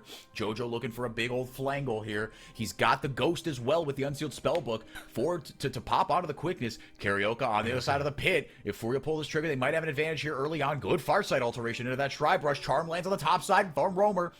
Make It Rain comes down. Tatu again taking a ton of damage. Winds of War going to zone them out a little bit more. Okay, the wards are being cleared. I feel like the wards is the big fight here. Roamer over the wall, can't quite find Charm, but Carioca finds Tatu. Man, Carioca finds Tatu, and there goes the Xin Zhao ultimate. His name is escaping. The bullet time goes in over the top. It's so much damage. He's completely uncontested. Gets a fat channel off. Roamer gets the stopwatch out and flashes away immediately. The curtain call goes out. That's a good amount of damage. Tuts! Oh my goodness, went really far forward very quickly. His backup isn't there just yet. Gigo turns around, has to get onto Curry. He's wreaking havoc in the back line as he goes down. Oh, the dragon is swiped away by the support of all people. Jojo able to grab the dragon and the soul for Furia. You know what? We're not allowed to talk bad about Unsealed Spellbook anymore. They were so focused on zoning out Tatu. By the way, Carioca going down meant no smite. paiN should not even have been able to zone them out like that, but they were strong enough 4v5 to keep Tatu out of the pit. But they forgot about Jojo. They forgot about the Unsealed Spellbook. They forgot about the extra smite option, and Jojo just sneaks in there, drives by, and gets Soul for Furia. Now, the big question, though, is it worth it for Furia?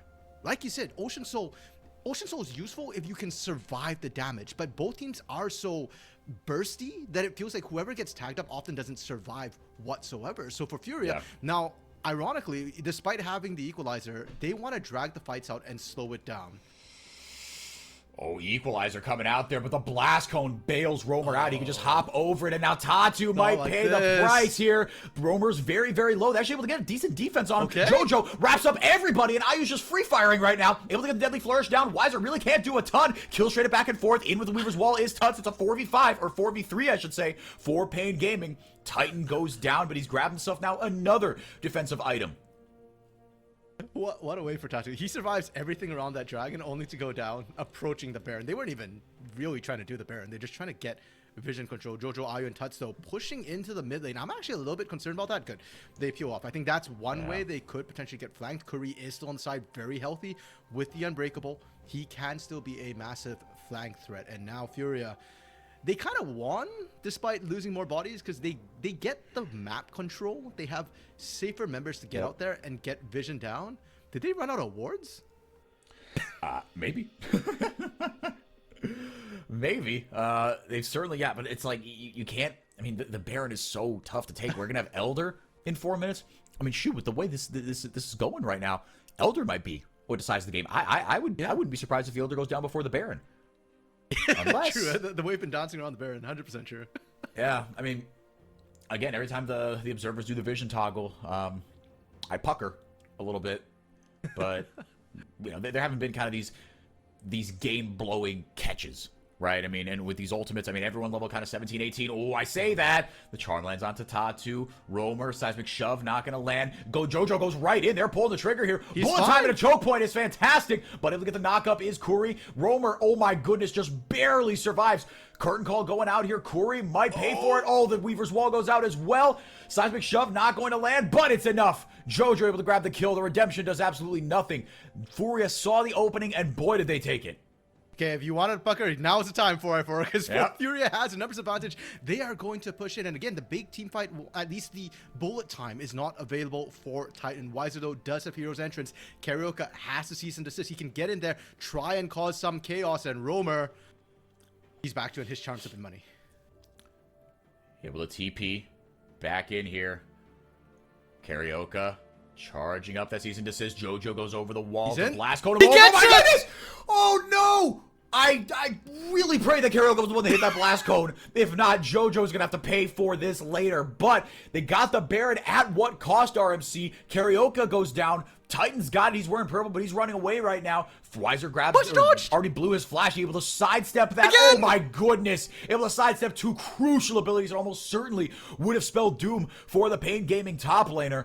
Elder up for another couple minutes here. They've still got the chase on him. Flash Wind becomes lightning forward. There goes the taunt, but it's not going to be enough. Weiser will be the sacrificial lamb here. The damage, it takes a lot to take him down, but with the numbers advantage that they had, they're able to do so. And again, the gold lead just kind of stayed the same, RMC. Yeah, when all is said and done. And for you asked what the cost for the Baron was, it was 2. It was Karaoke, and that's watched. I think it was someone who hit the blast cone. Yeah, he gets in there. 408 health. And this time, JoJo, no smite available. So they couldn't do the double smite tactic. And from here on out, it's just a battle to get out. You can see Karaoke is just trying to draw people away as much as possible. Weiser, those, the beautiful, ever so slight sidesteps, just barely dodge everything, buys enough time. And thankfully for paiN, Elder is desynced enough that, sure, they're down Weiser, but so what? Furia can't push, and paiN will still have at least, you know, a minute and a half of Baron that they can use to push up. Now, I don't think they'll be able to get much. Maybe the mid lane inner turret.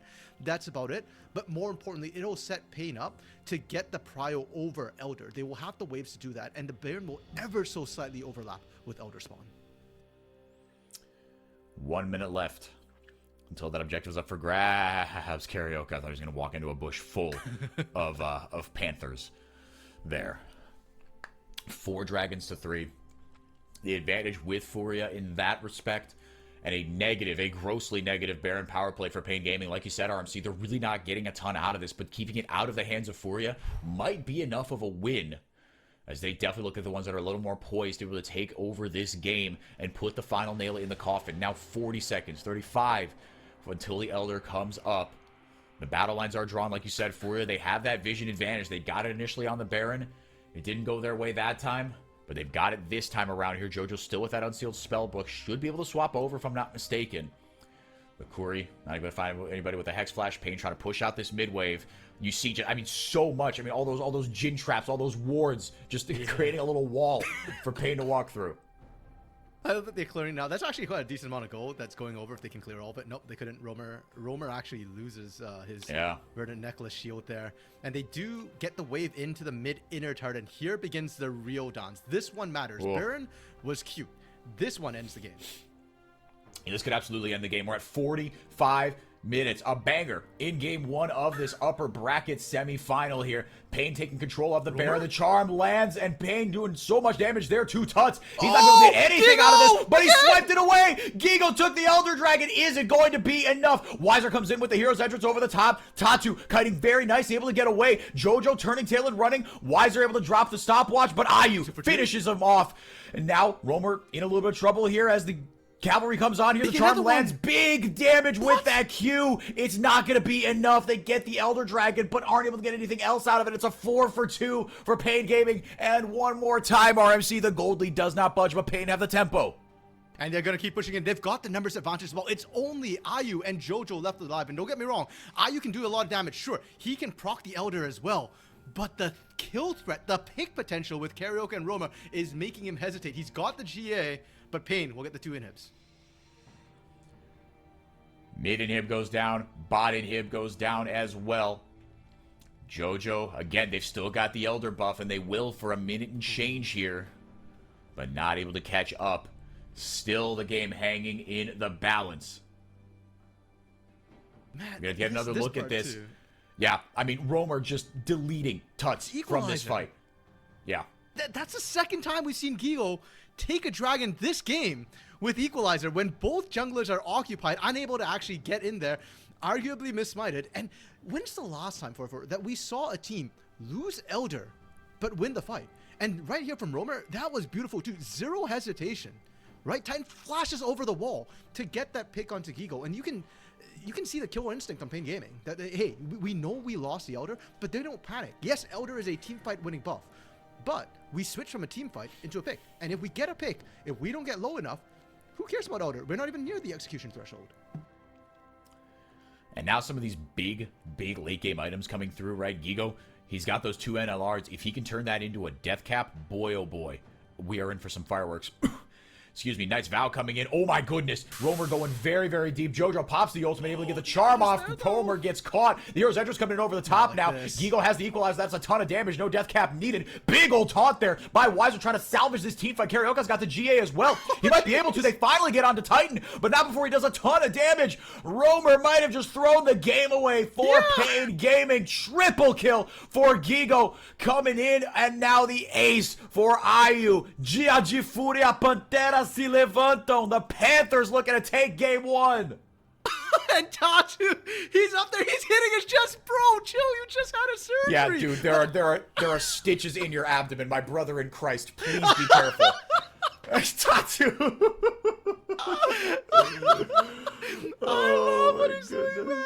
Dude, look at him on the map. He's just so sad in the mid lane. Literally in the middle of the mid lane. He knows the game's won. And for paiN fans, for paiN, Romer, what was that? Why was that?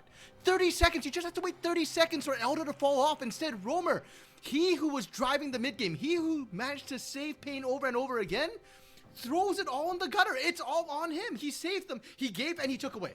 He dived in. He just needed to wait 30 seconds.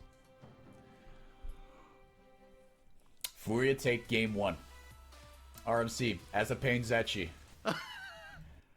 That was a tough way to lose that one. Look, and you got to give Furia credit, because even with the little wins that paiN got, right, it just wasn't enough, right? Furia, through the whole, because like, once Furia got that 2,500 gold lead, it stayed that way for like 15 minutes. Yeah. They weren't able to push that. Furia bent, but they never broke. They always got something. Whether it was, they got the fight off the end of the Baron. They got the Elder Dragon, right, off the end of that fight.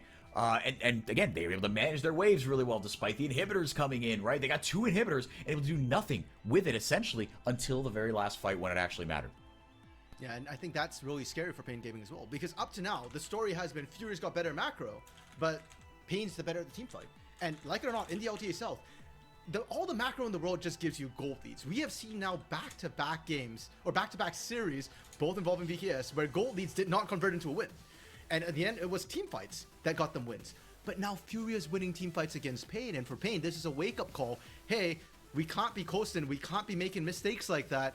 We are going to lose if that happens. We need to actually start playing properly, and going into the rest of the series, therefore, it's a wake-up call, not just for Romer, who kind of threw this game, but for Titan, for Karioka, for Weiser as well, that we need to start actually playing the macro better. We can't be giving them these leads. We need these leads to actually convert into wins.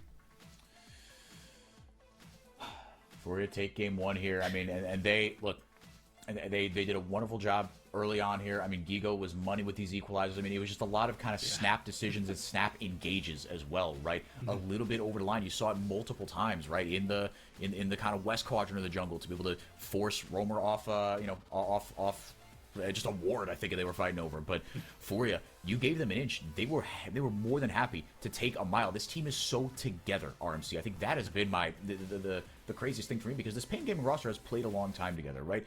When they look like a well-oiled machine, that's one thing, right? And especially in the late game. That's the benefit of having a roster that's played together for so long.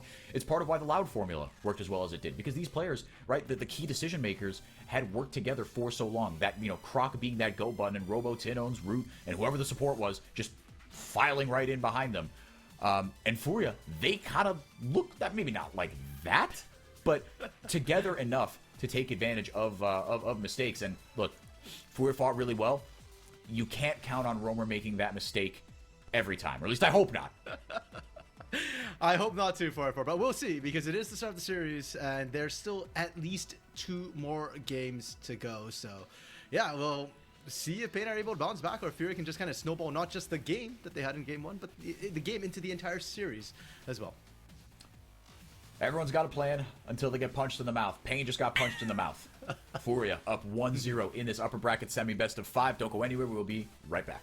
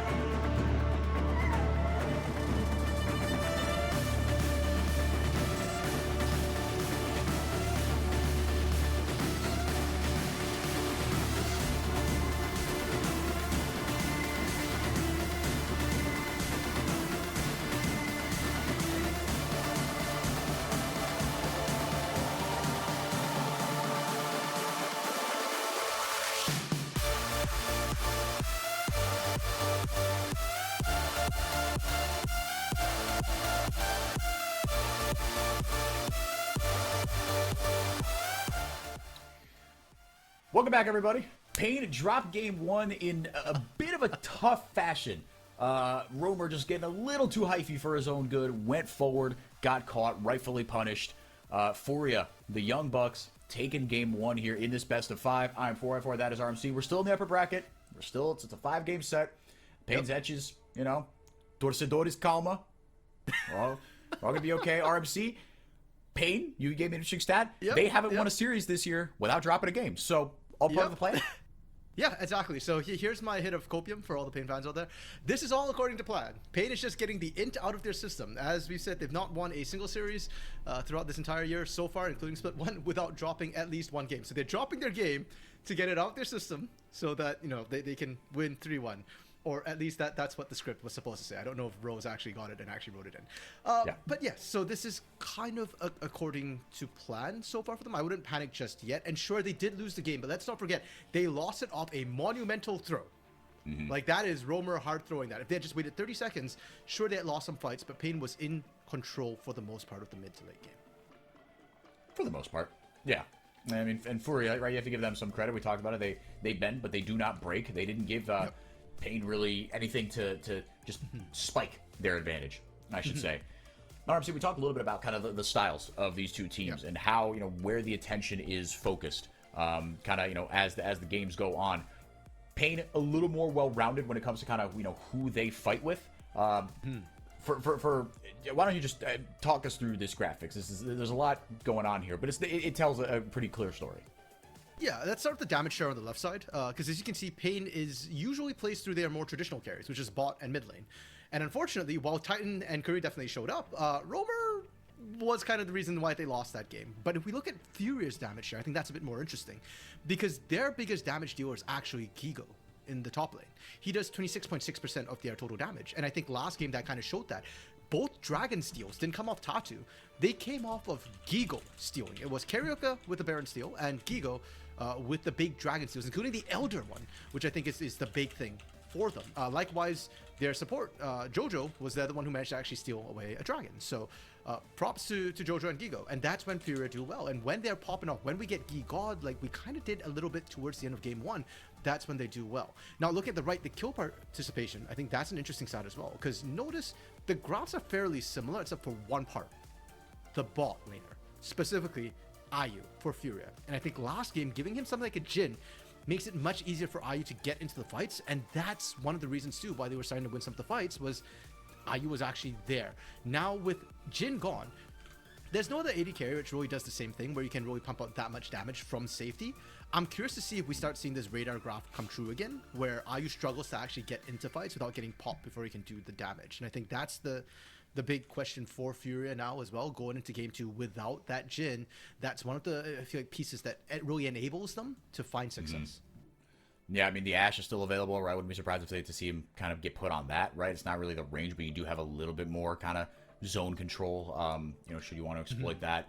We'll see where the Varus priority lands. As far as damage numbers from the last fight, obviously, I mean, Titan just absolutely mauled the rest of the competition. 62,000 damage. And IU actually had the most on the opposing team.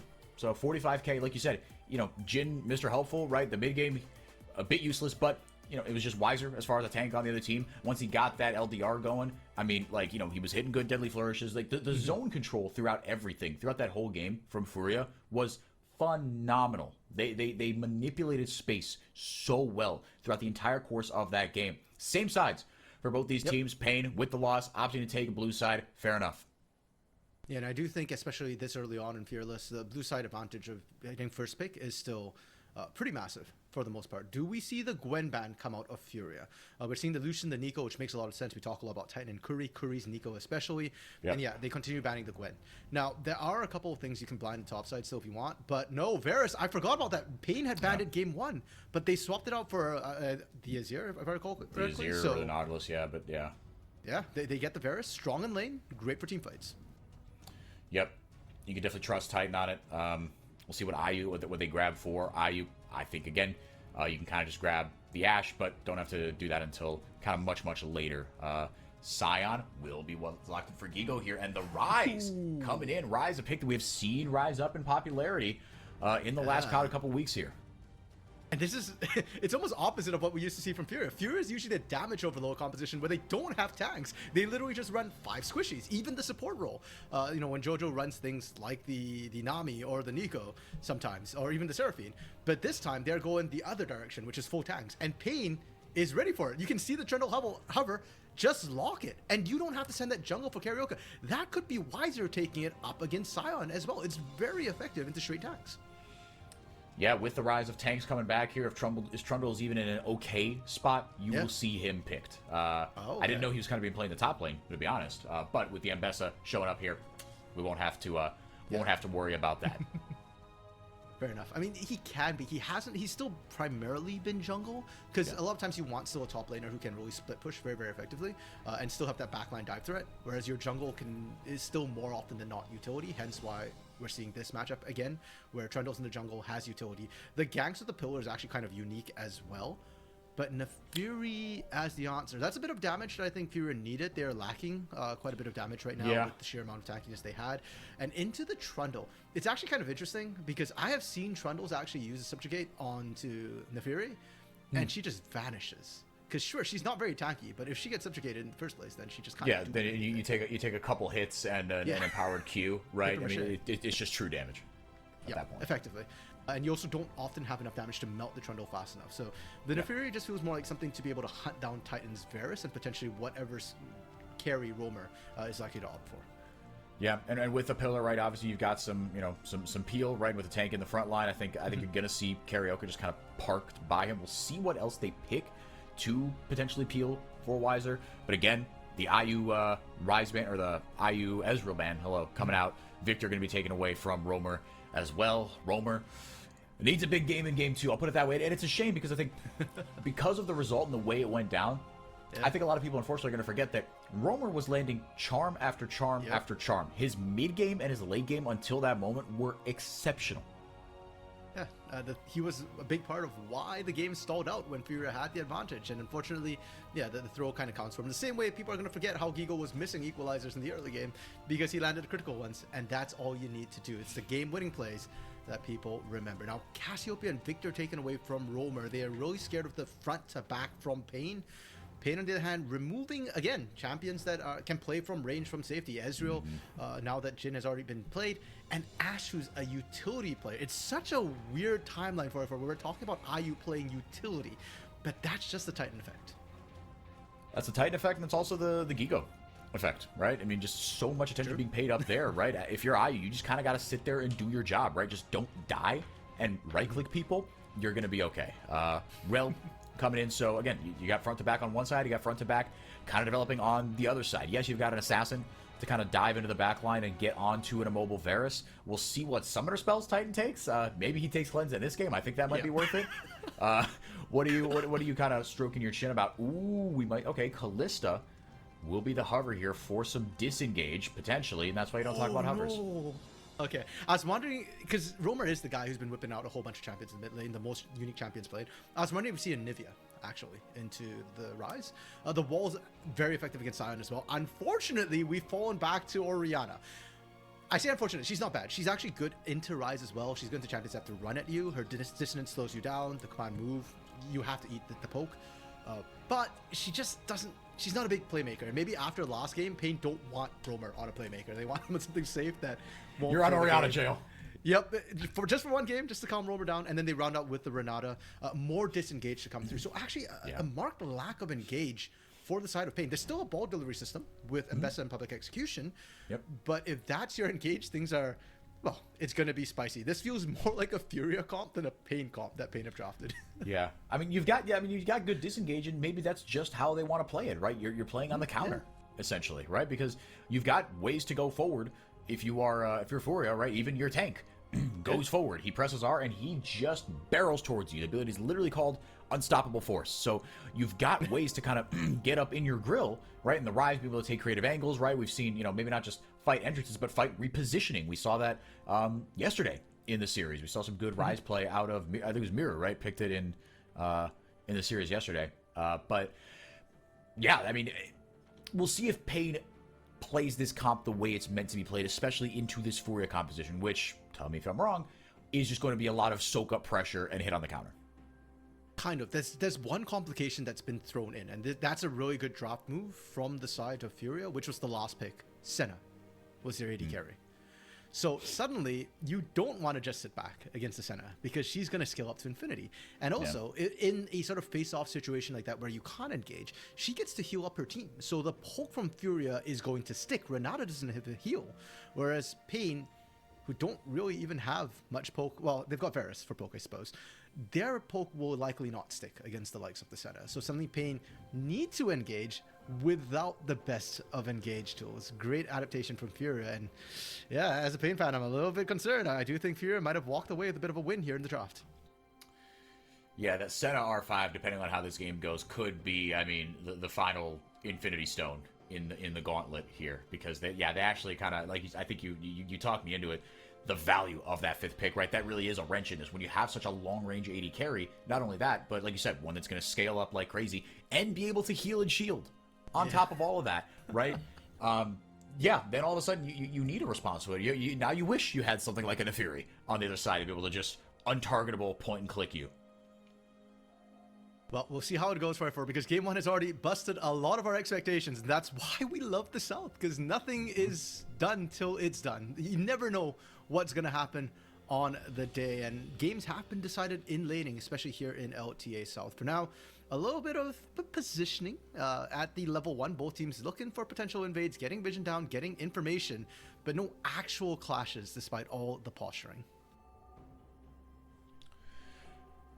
Deep vision grabbed there by just Furia. No response by paiN Gaming. We're going to be starting on those. Is Trundle going to start on those Raptors? I mean, no, probably not. He doesn't do Raptor start.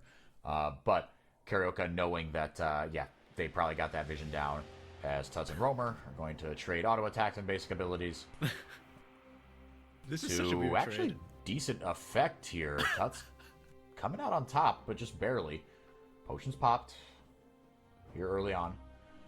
Nothing crazy as far as the Summoner Stones are the Keystones are concerned. Yeah, PTA on Karioka could go Conqueror, but the PTA, especially early on, is just awesome. Yeah, it's more about the burst damage to be able to melt people. You're not worried about sustained damage. That's the lethal tempo for Titan that's going to take care of that. Yep. And on top of that, too, your job when it comes to tanks is just to subjugate and let the rest of the team deal with it. Topside, Gigo already getting an advantage actually in that trade. A bit surprising. Now level 2's hit in the mid lane as well. This is when Orianna becomes a bigger concern. At level 1, Orianna wins the auto attack trade, but command move does nothing compared to Rise Overload. Yes, to put it gently. As level 2 hit here up in the top lane, Wise able to wait that out and get back in. Both these top laners going D-shield. All about the sustain. Able to crash this wave in here early on. Titan and Kuri just playing this range advantage. Ayu just got to farm up these souls. Hilarious that they already hit Senna for next patch with the nerf hammer. There's like, all right, one patch. I mean, that happens every time with Senna, right? The most microscopic, it's a 0.25% of soul drop, and then, oh my goodness, double flash. Okay, Tut's able to actually answer back onto Roamer, despite the fact that Orianna often enjoys playing these sort of matchups. Not this time. Gigo wants to go back to base. He spots Karioka. It might be too late. Man, he gets you on Karioka, flashes forward, doesn't even need the pillar. First blood onto the MVP. I love the BM. The tower, the pillar looked like a tower right there, just stopping Gigo from being able to even find minions to be able to answer that. It's fine though. Gigo has TP. He can get back to lane. He can just walk it off as well. Wiser actually using his TP early, and fingers crossed. So I'm kind of hoping that means maybe paiN doesn't go for the 6-minute lane swap with the early TP being burnt. Probably will still happen, but I don't understand it, and I like these lane matchups right now that paiN have. I don't think they want to move away from the sort of Varus bullying the Senna and the Vesta with the lead over the Scion. Yeah, we'll see who swaps out of what, if anything. Karioka hasn't spent his gold just yet. Just going to clear out the rest of his side of the map. Tatu, no presence on the map just yet. But yeah, Titan doing a phenomenal job here kind of early on, right? Like you said, with the lethal tempo, as the handshake does miss there from Kuri. Lethal tempo, that is, you're playing for the late game. Did take the barrier, not the cleanse, for whatever that's worth. But that's Titan for you. He, I don't think he believes in cleanse as a concept. Now, if he gets caught, he believes that's his own fault, I guess. Yep. I don't know. I did think cleanse this game would actually be better compared to last game. Yes, there's some knockups, but there's other... Couple of big roots to get hit by. Oh, the flash handshake by Curry. They're going balls to the wall for this one, and they will be rewarded. paiN coming out swinging after the gut punch in game 1. You know, for all the roots that we were talking about, for I guess the biggest root of all was just a good firm handshake from Curry. Yeah. That is great. To hit a flash handshake like that, I mean, that is... yeah, Curry played out of his mind right now in the early game. Yeah, and that's part of the abuse that we're seeing happen to Furia's bot lane right now. It's double range into the fact that Rel can't quite find the engage into these handshakes. Now, Ayu, though, is doing a good job at least answering back onto Titan, but it feels like a 1v2 bot lane right now, and I think for Ayu, the best thing he can do is just try and pick up as much CS as he can. Senna does tend to go down a little bit in CS against a lot of traditional marksmen, but that's okay. It's more about the souls than just the straight gold. So you hits level 6. No one's really close to level 6 here in the top lane. The mid lane, that might be where the fun starts. Wiser thought he was going to go in there. If nothing else, just kind of blow Gigo's flash. I think he had already used his Q, so the knockup wasn't available, but I could be mistaken about that. Yeah, we're excited here for game 2. I mean, look, paiN and Furia, they seem to only play bangers. I'm trying to think back here, right? Because you said they've played 4 times against each other coming into this series, and it was 2-2. Were there any blowouts? No, because so they've met in every phase so far of LTA South Split 2. In the positioning phase, it was a 1-0 from Furia, but it's a best of 1, so I wouldn't really consider that a blowout. And then in the cross-group phase, where they met as the first seeds on their respective groups, I mean, we've already said before, paiN can't win a clean series, so that was a 2-1 for paiN, and it was a hotly contested one as well. 2-1 doesn't do justice to how close some of the games were. Tatu looking for a steal against Karaoke. So far, he's not been able to steal against Karaoke. It was Jojo and Gigo, reminder, in game 1, who stole against Karaoke. Yeah, Tatsu just kind of getting zoned out here. As Titan went for the Berserker's Greaves, actually, kind of early on, as Gigo doing a little bit of proxying in the top lane here in the picture-in-picture. But paiN grabbed themselves the first dragon up 1,000 gold. No, not 1,000, just kidding. 700 gold, but not for nothing. That's, you know, that's a good amount here, right? A couple of early kills will do that. Yeah, Titan with that lethal tempo just grabbed himself the early Greaves, getting kind of max value, if you will, out of that initial, out of that first back. And hey, if you're not going to take cleanse, just walk faster, 5-head. And I'm curious if that actually gives him just enough. Hold up, Roamer. Ooh, big unstoppable force here into the Q. A lot of damage on a Roamer. There's just nothing he can do. Locked up completely on the back end of the flash cooldown being up. Punished as Furia get one back. Yeah, and that comes off the proxy from Gigo. I was going to talk about Titan, but let's talk about top lane, because we saw Gigo proxying at level 5 when Wiser's level 6. Normally, you proxy when you're ahead enough that the opponent can't really do anything to you, and it takes a ton of resources to stop you. But Wiser was winning the 1v1. Gigo was actually proxying to avoid laning against the Mbessa, and because paiN, I think, we're just like, oh, he's proxying, that's fine. They weren't tracking where Gigo was. So Roamer was not expecting to just get run down in the mid lane like this. No, and he was just no, like, okay. I assumed he was just going to recall. There's no vision at all on that top side. No, and there is a missing ping up on the top lane, but that's kind of disrespectful. Because but to be fair, like, like, he could have just come from the top lane and it would have been fine anyways. Tatu, by the way, was also looking. Tatu wasn't 6 yet, so he didn't have the point and ultimate to be able to lock down.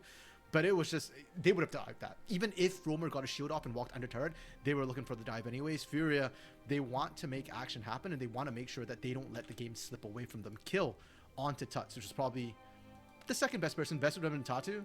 But considering Tatu didn't even get an assist, it's great for Tuts. Wow, public execution pop there, getting the flash out of Gigo. You will take that trade. And how's the grub spawn here? Making sure did we lose RMC or no? Yep, my connection has been dropping in and out for a little bit, but I am here as the grubs are being taken. Tatu able to secure 1 for now, and Gigo is just kind of trying to distract them. I don't think they actually realize Tatu's in there too. Subjugate gets off onto Gigo. Absolutely gorgeous. Karaoke, the MVP, playing a blinder right now on this Trundle, immediately hitting level 6. Nice pillar, gets his team 1 grub, as Furia got the first 2. And unfortunately, I don't think they actually realized Tatu was in there till Wiser walked in. Yeah. And Karaoke was distracted by the sound. But that's fine, right? That's what happened in game 1, and that's just how paiN likes to play in the first place. We've seen before, objective-wise, that's not their focus. It's all about accelerating the game with plates, with kills, with gold. And now, we're finally at that 1,000 gold mark for that we were kind of calling for earlier.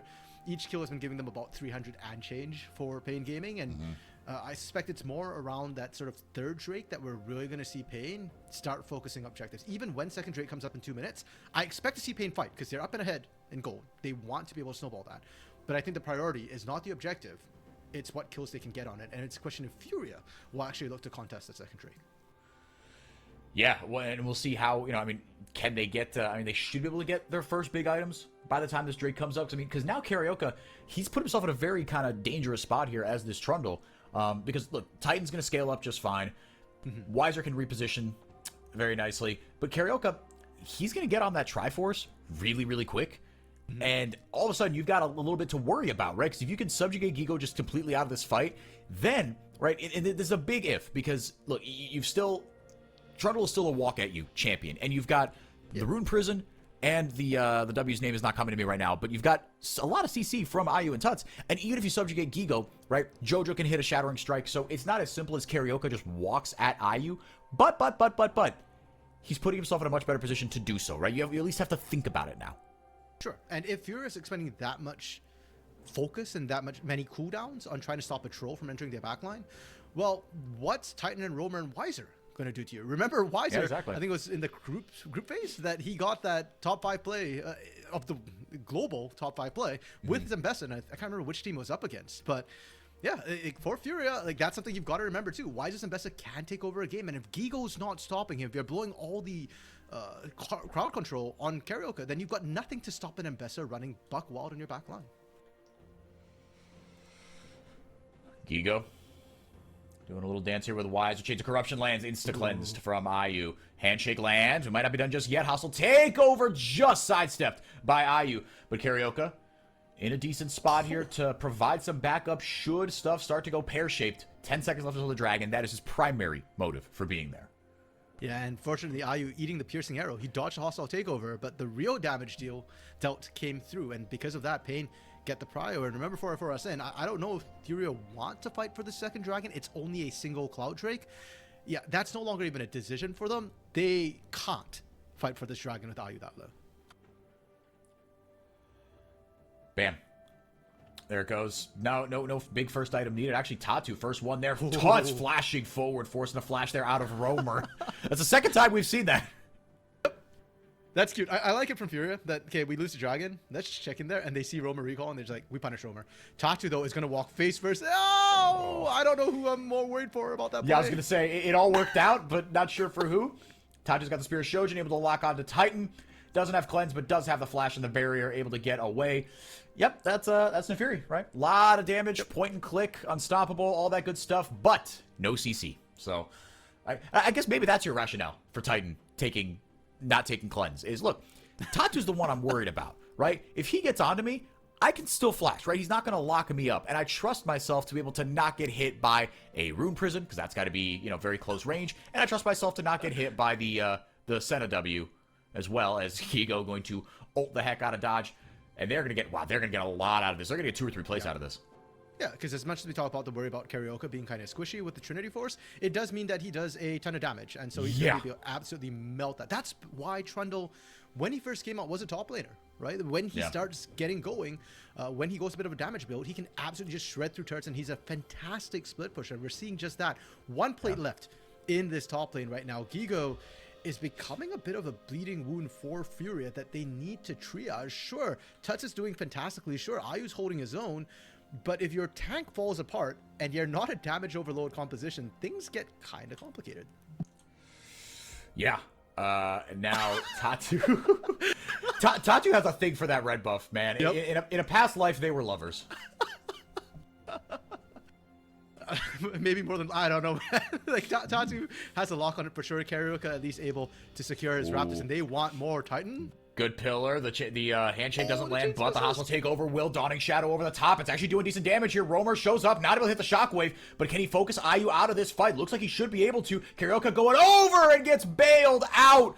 Carioca 3-0-1. Take a bow, Mr. MVP. Has a fantastic early game, and Titan gonna clean it up. paiN Gaming blow it open 13 minutes in.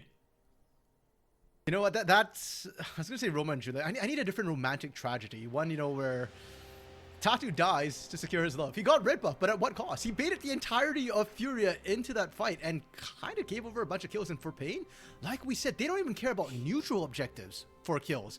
Red buff for that, that's a giga win for paiN Gaming. And suddenly the gold lead is now over 2,000, maybe even 3,000 with that bot lane turret going down. Titan, no flash, but still has barrier.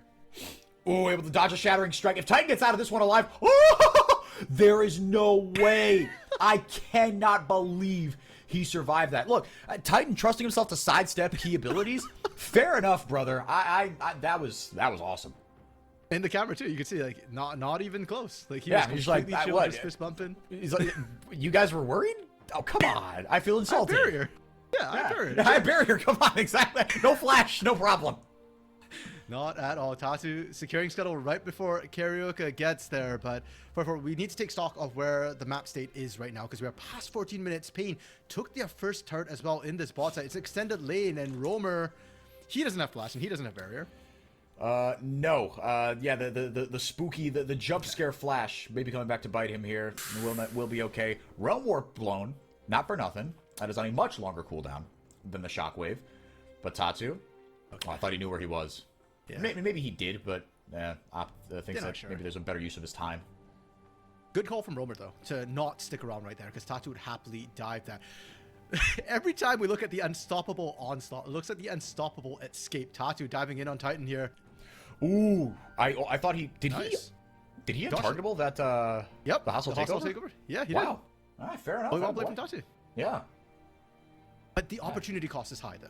For that particular play, again on this bot side of the map, they didn't get the turret because they wanted to focus on kills instead. So even when Tuts pushed that in, they went for the invade. Meanwhile, Weiser, as we saw, got Gigo to take the train express out of the top lane and gets himself the outer turret uncontested. That is just straight his goal, not split with anybody else. And now there's only one outer turret standing for Furia in the mid lane. With Herald in paiN's pocket, it feels like the reverse of game one, where Furia was able to use it to great effect. I think paiN can use this to wonderful effect in 15 seconds when that Hextech Dragon comes up. And hey, paiN could just go for the Hextech as well. Just use Shelly to draw pressure away and then play both ends, both the mid lane and the Dragon simultaneously. Furia down 2-0 in the Dragon department, but have control over this pit right now. They got to get something going here. paiN in danger of running away with this one after an absolute gut punch in game one. Pillar almost spelled doom for JoJo. Karaoke has been having a great game. 5 out of 6 KP. And I love this sort of Trundle gameplay where you give, because he's such a snowbally champion. I mean, you feel unstoppable if you get going early as a Trundle. And it feels so unfair because he's a walk at you champion. Walk at you champions, right? You always have to at least like think a little bit, right? But unless you're like an Olaf, right, or a Trundle, where you can actually just walk at you, right? You have no fear of CC because of your ultimate. But you feel, I mean, you feel like a god. You feel like a raid boss. Everyone is just scared of you. Sure. They're stat sticks. Walk at you champions tend to be stat sticks. So it makes sense that when Karaoke gets ahead on a walk at you champion, he's just going to do it. And now Herald gets mid lane, gets them prio, JoJo and Tatu. And JoJo going right in with the Magnastorm. Shockwave doesn't get much, but doesn't have to. Shut down for Tuts. Fantastic snap engage. Kuri goes down as well to Tatu. Gigo able to get decent damage down. Weiser flashes away with the dodge as well. Mobile champion that Ambessa is, but gonna surrender a couple jumbo camps for it, but they will get their Dragon first one of the game, and a much needed fight win for Furia to get something back. Yeah, I just need to watch back how that even started.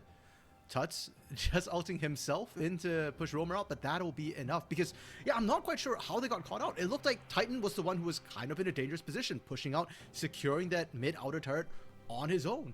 But Gigo, when he used the Unstoppable Onslaught, it wasn't onto Titan. It was onto kind of the rest of paiN. In the Dragon area, very, very split up. And Furia, the snap decision-making from them, right, is always out. You get the replay, and they're focusing on Karaoke, Kuri, Roamer. This was the questionable part. And it looks like, JoJo just went, okay, we got this. We pulled the trigger, and we know we can get our members there first. The biggest problem to me is, like, Titan's just not there, and he's the big damage dealer. Weiser wasn't there and had to TP in. And without Weiser and Titan, Roamer right now is just so far behind, it feels like. His damage with just the Sarah's Embrace is not it.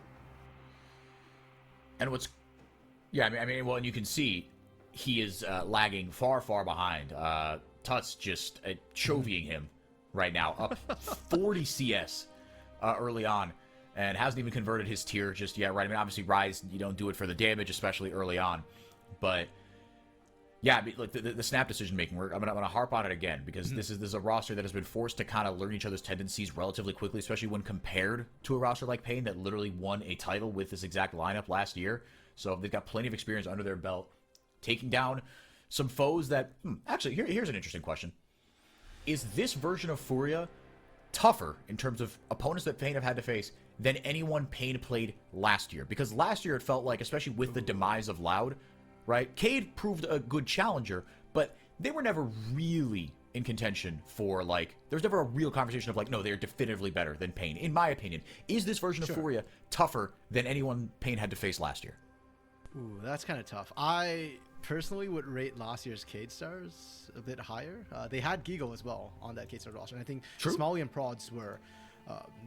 they were just built different. And Desam has fulfilled a very similar role to what we're seeing Tatu do right now. I think I would rate Tatu a little bit higher than Samus last year, but Prods and Smalley in the bot lane, they went toe-to-toe with Titan Curry. Whereas even this game, even last game, though Furia won last game, and they are bouncing back well in the second game, Ayu and Jojo are not matching up well against Titan Curry.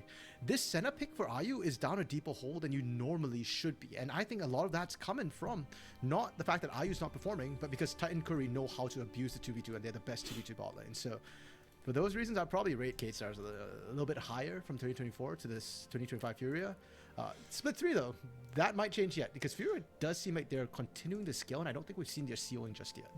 No, I agree. I don't think we have, and that's very, very exciting, especially because this is such young talent, right? And then some of these guys that, I mean, look, Gigo, he's an MVP, he's a 2-time champion. He's been on a bunch of really good teams in the past. Has Gigo ever missed playoffs? I don't think he has, right? He's always kind of there or thereabouts. Maybe he has, and maybe I'm just forgetting. But, right, the 2 red years. Was there the 3G Cade Stars? Did they I don't think they ever missed playoffs, though. I think they got bounced pretty early on, but... Pillar stopping the unstoppable onslaught, looking very much stoppable there. Chains of Corruption lands, good CC chain. Titan just frontlining again, happy to melee range down this Scion, now turning his attention to Tatu and company as Karaoke with the Dead Man's Blade Tuts TPs into instant doom as paiN take another fight win, extend their lead to a record now 4,000 in the series. Oh, that was... Watching the TP channel, I was just waiting for Disaster to strike, and this is gonna cost Furia. Unfortunately, that really hurts with them. Atakan is just gonna be taken for free, and I'm so baffled by how paiN are kind of playing this game a little bit. When you've got actual, like, Karaoke is probably the second tankiest member on this team right now after Mbessa. When Karaoke frontlined the first fight, they lost.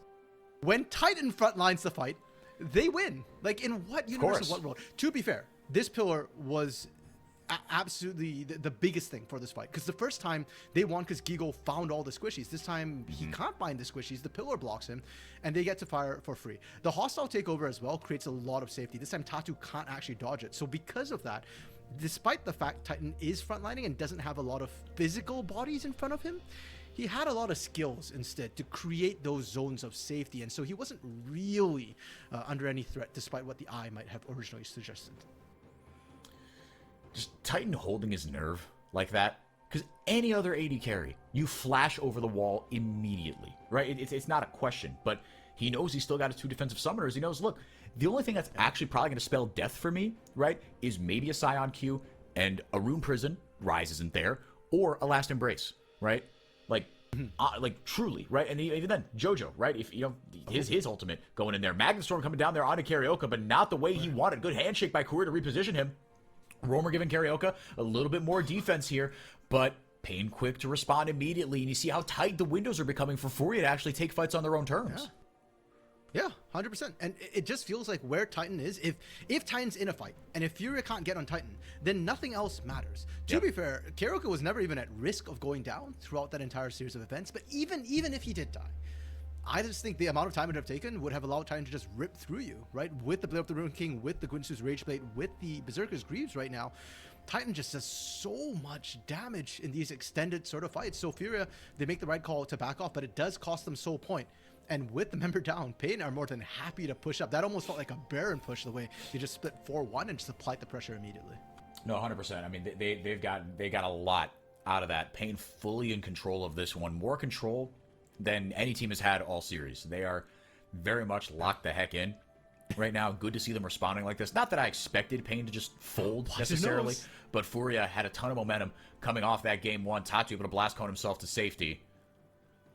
That's Wiser. Going to clear out a couple more wards here. Baron not up for another minute. That's not really where the battle lines are going to be drawn, barring a pick. And to be fair, paiN have some okay pick tools, right? With the Shockwave, with the Pillar, with the Chains of Corruption. Corey lands a Handshake, right? It's not, a pick comp per se, but you've got ways to make Furia sting a little bit, especially with a short-range mid laner. Yeah, and with how the comps are as well, the fact that Furia don't have true tanks with Subjugate, the picks are easier than ever. And Carioca holding on to the Pillar as well, right? And realizing, look, he's short range, he doesn't have flash up. I don't need to blow this, right? Why bother?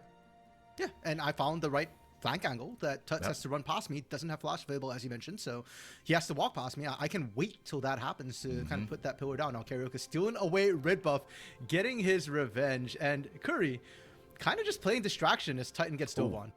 And winning the 1v1. Yeah, Titan just, again, holding his nerve. He is, oh man. Unstoppable Onslaught coming in hot and getting stopped by the Pillar again. Yeah, the Scion was picked before the Trundle. Again, how much of that Carioca had in mind? I mean, I guess into a big tank like Scion, but for me, I wasn't really thinking about the ult versus Pillar interaction of this matchup. Fair. I was thinking more of Anivia.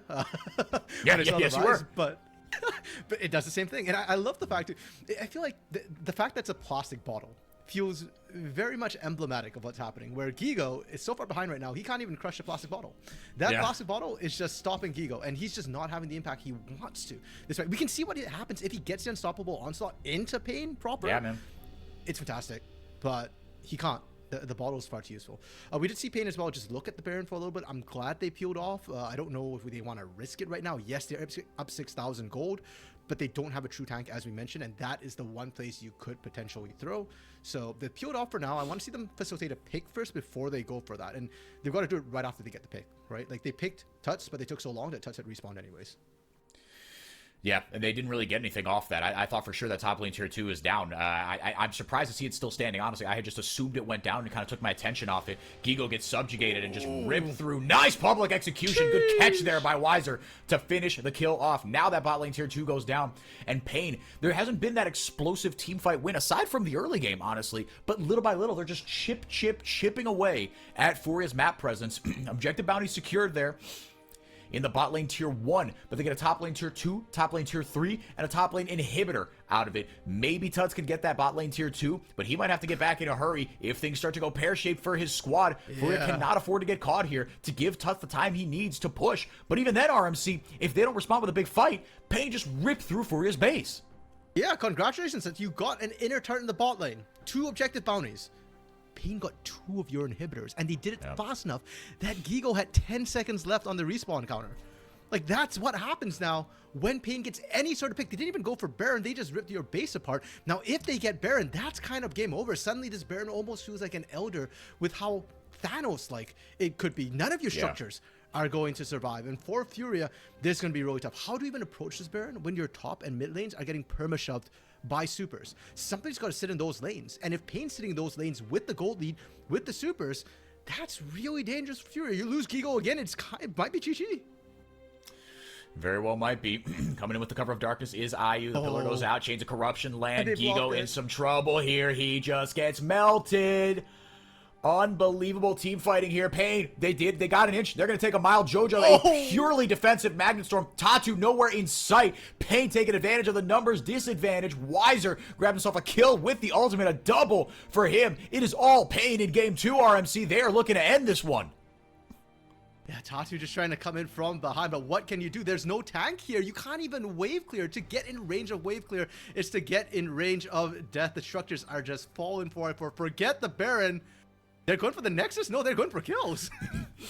Well, ¿por qué no los dos? Looks like they're going to get both of them as a decisive win comes through. paiN never behind in that entire game. And again, just business as usual. They needed that, RMC, because even if paiN take game 2, if it is a little testy, right? If Furia can get a little bit here and there, if Furia are able to play their game, there's always a window in for these guys. But Furia, and there's no real discredit to them, this is more credit to paiN, Furia were absent that game. They couldn't get anything going. Yeah, and I guess it goes back to, you know, we saw the fact that on those radar graphs that Furia, they like to play through their top lane. And unfortunately, paiN, they drafted for Carioca to help shut down Gigo specifically as well. So 2v1, their win con got shut down, and then we sit in the bot lane, right? Ayu and Jojo. Ayu specifically needs to get involved in more fights. Well, Ayu and Jojo weren't able to handle Titan Curry, and the Senna is such a power pick in the current meta. Yeah. It's incredibly high at prio. It's like S+ tier before it gets nerfed, and Titan Curry just shut it down anyways. An incredibly strong power pick taken away from this full Fearless, and Furia couldn't find any sort of traction. Yeah, if you're worried about paiN after game 1, you need to be very worried about Furia now after game 2. No Yeah. Elder, no Baron, just clean wipe.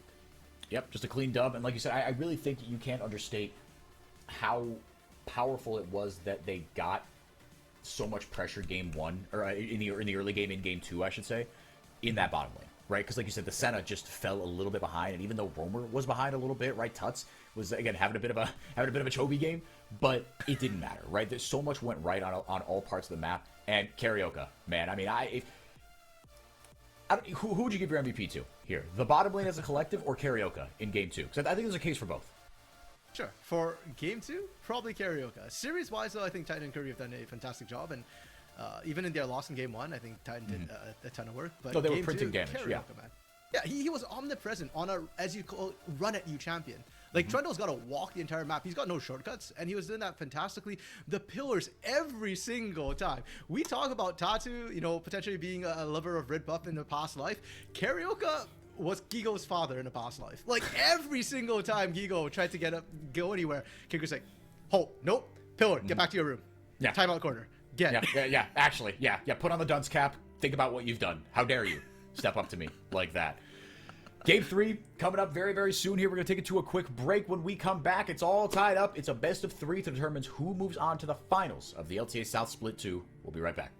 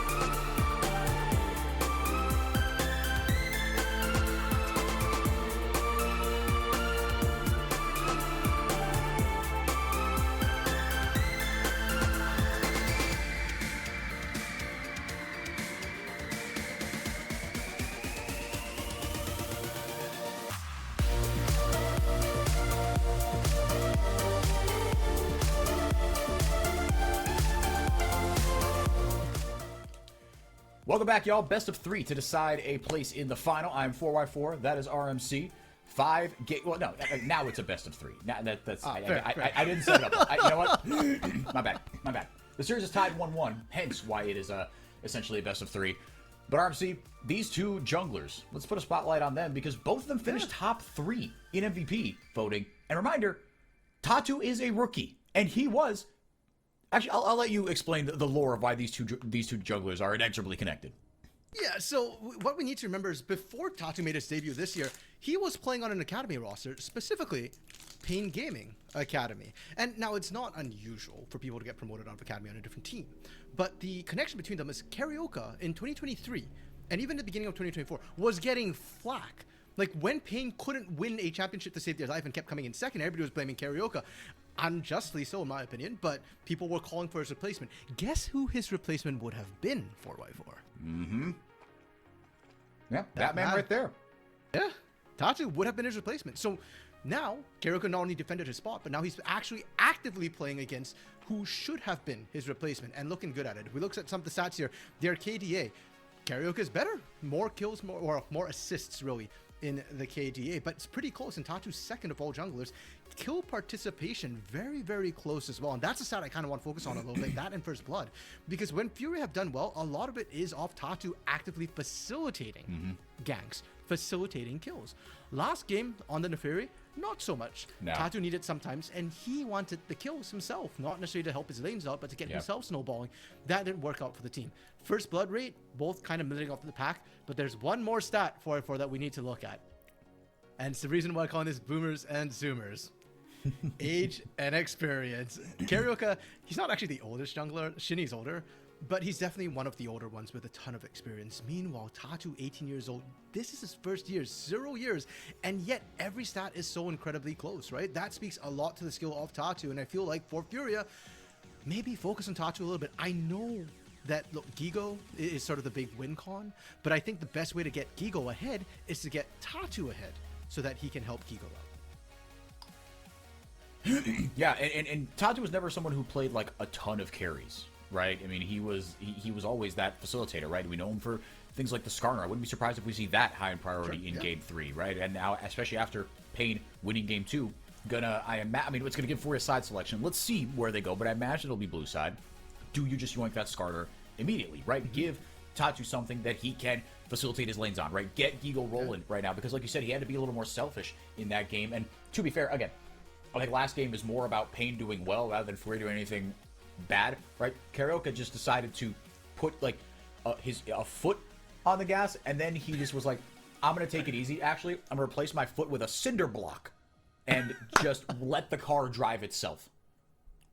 Sure, yeah, and maybe that's the experience coming through, right? We said 5 years for Karaoke of experience over Tatu's none, and it just knew that, hey, I know what to do with this Trundle. I know how to play with this Trundle, and I know how to facilitate my lanes and make sure that, they're well and truly ahead. And look, for Tatu, if you want to carry, there are champions that you simultaneously carry as well as facilitate, right? Like damage dealers. And what comes to mind for me, Lilia and Wukong.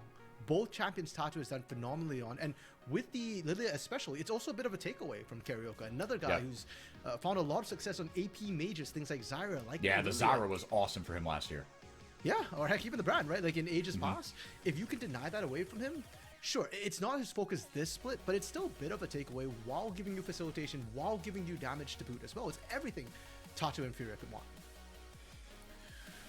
Yeah, and I'd be surprised if we see the Lilia, just because I think there are other junglers that are high priority, because the MF has already been picked, right? You see that combo a lot, right? The MF Lilia, right? And so, and the MF, believe me, that was not why paiN lost Game 1. It does feel bad to kind of quote unquote waste it, if you will, but because you even the series right now, I think that is all going to be forgotten. Again, to me, it was less about paiN winning Game 1 or Game 2, I should say, because I expected them to do that, but it's how they did it. It was utterly dominant.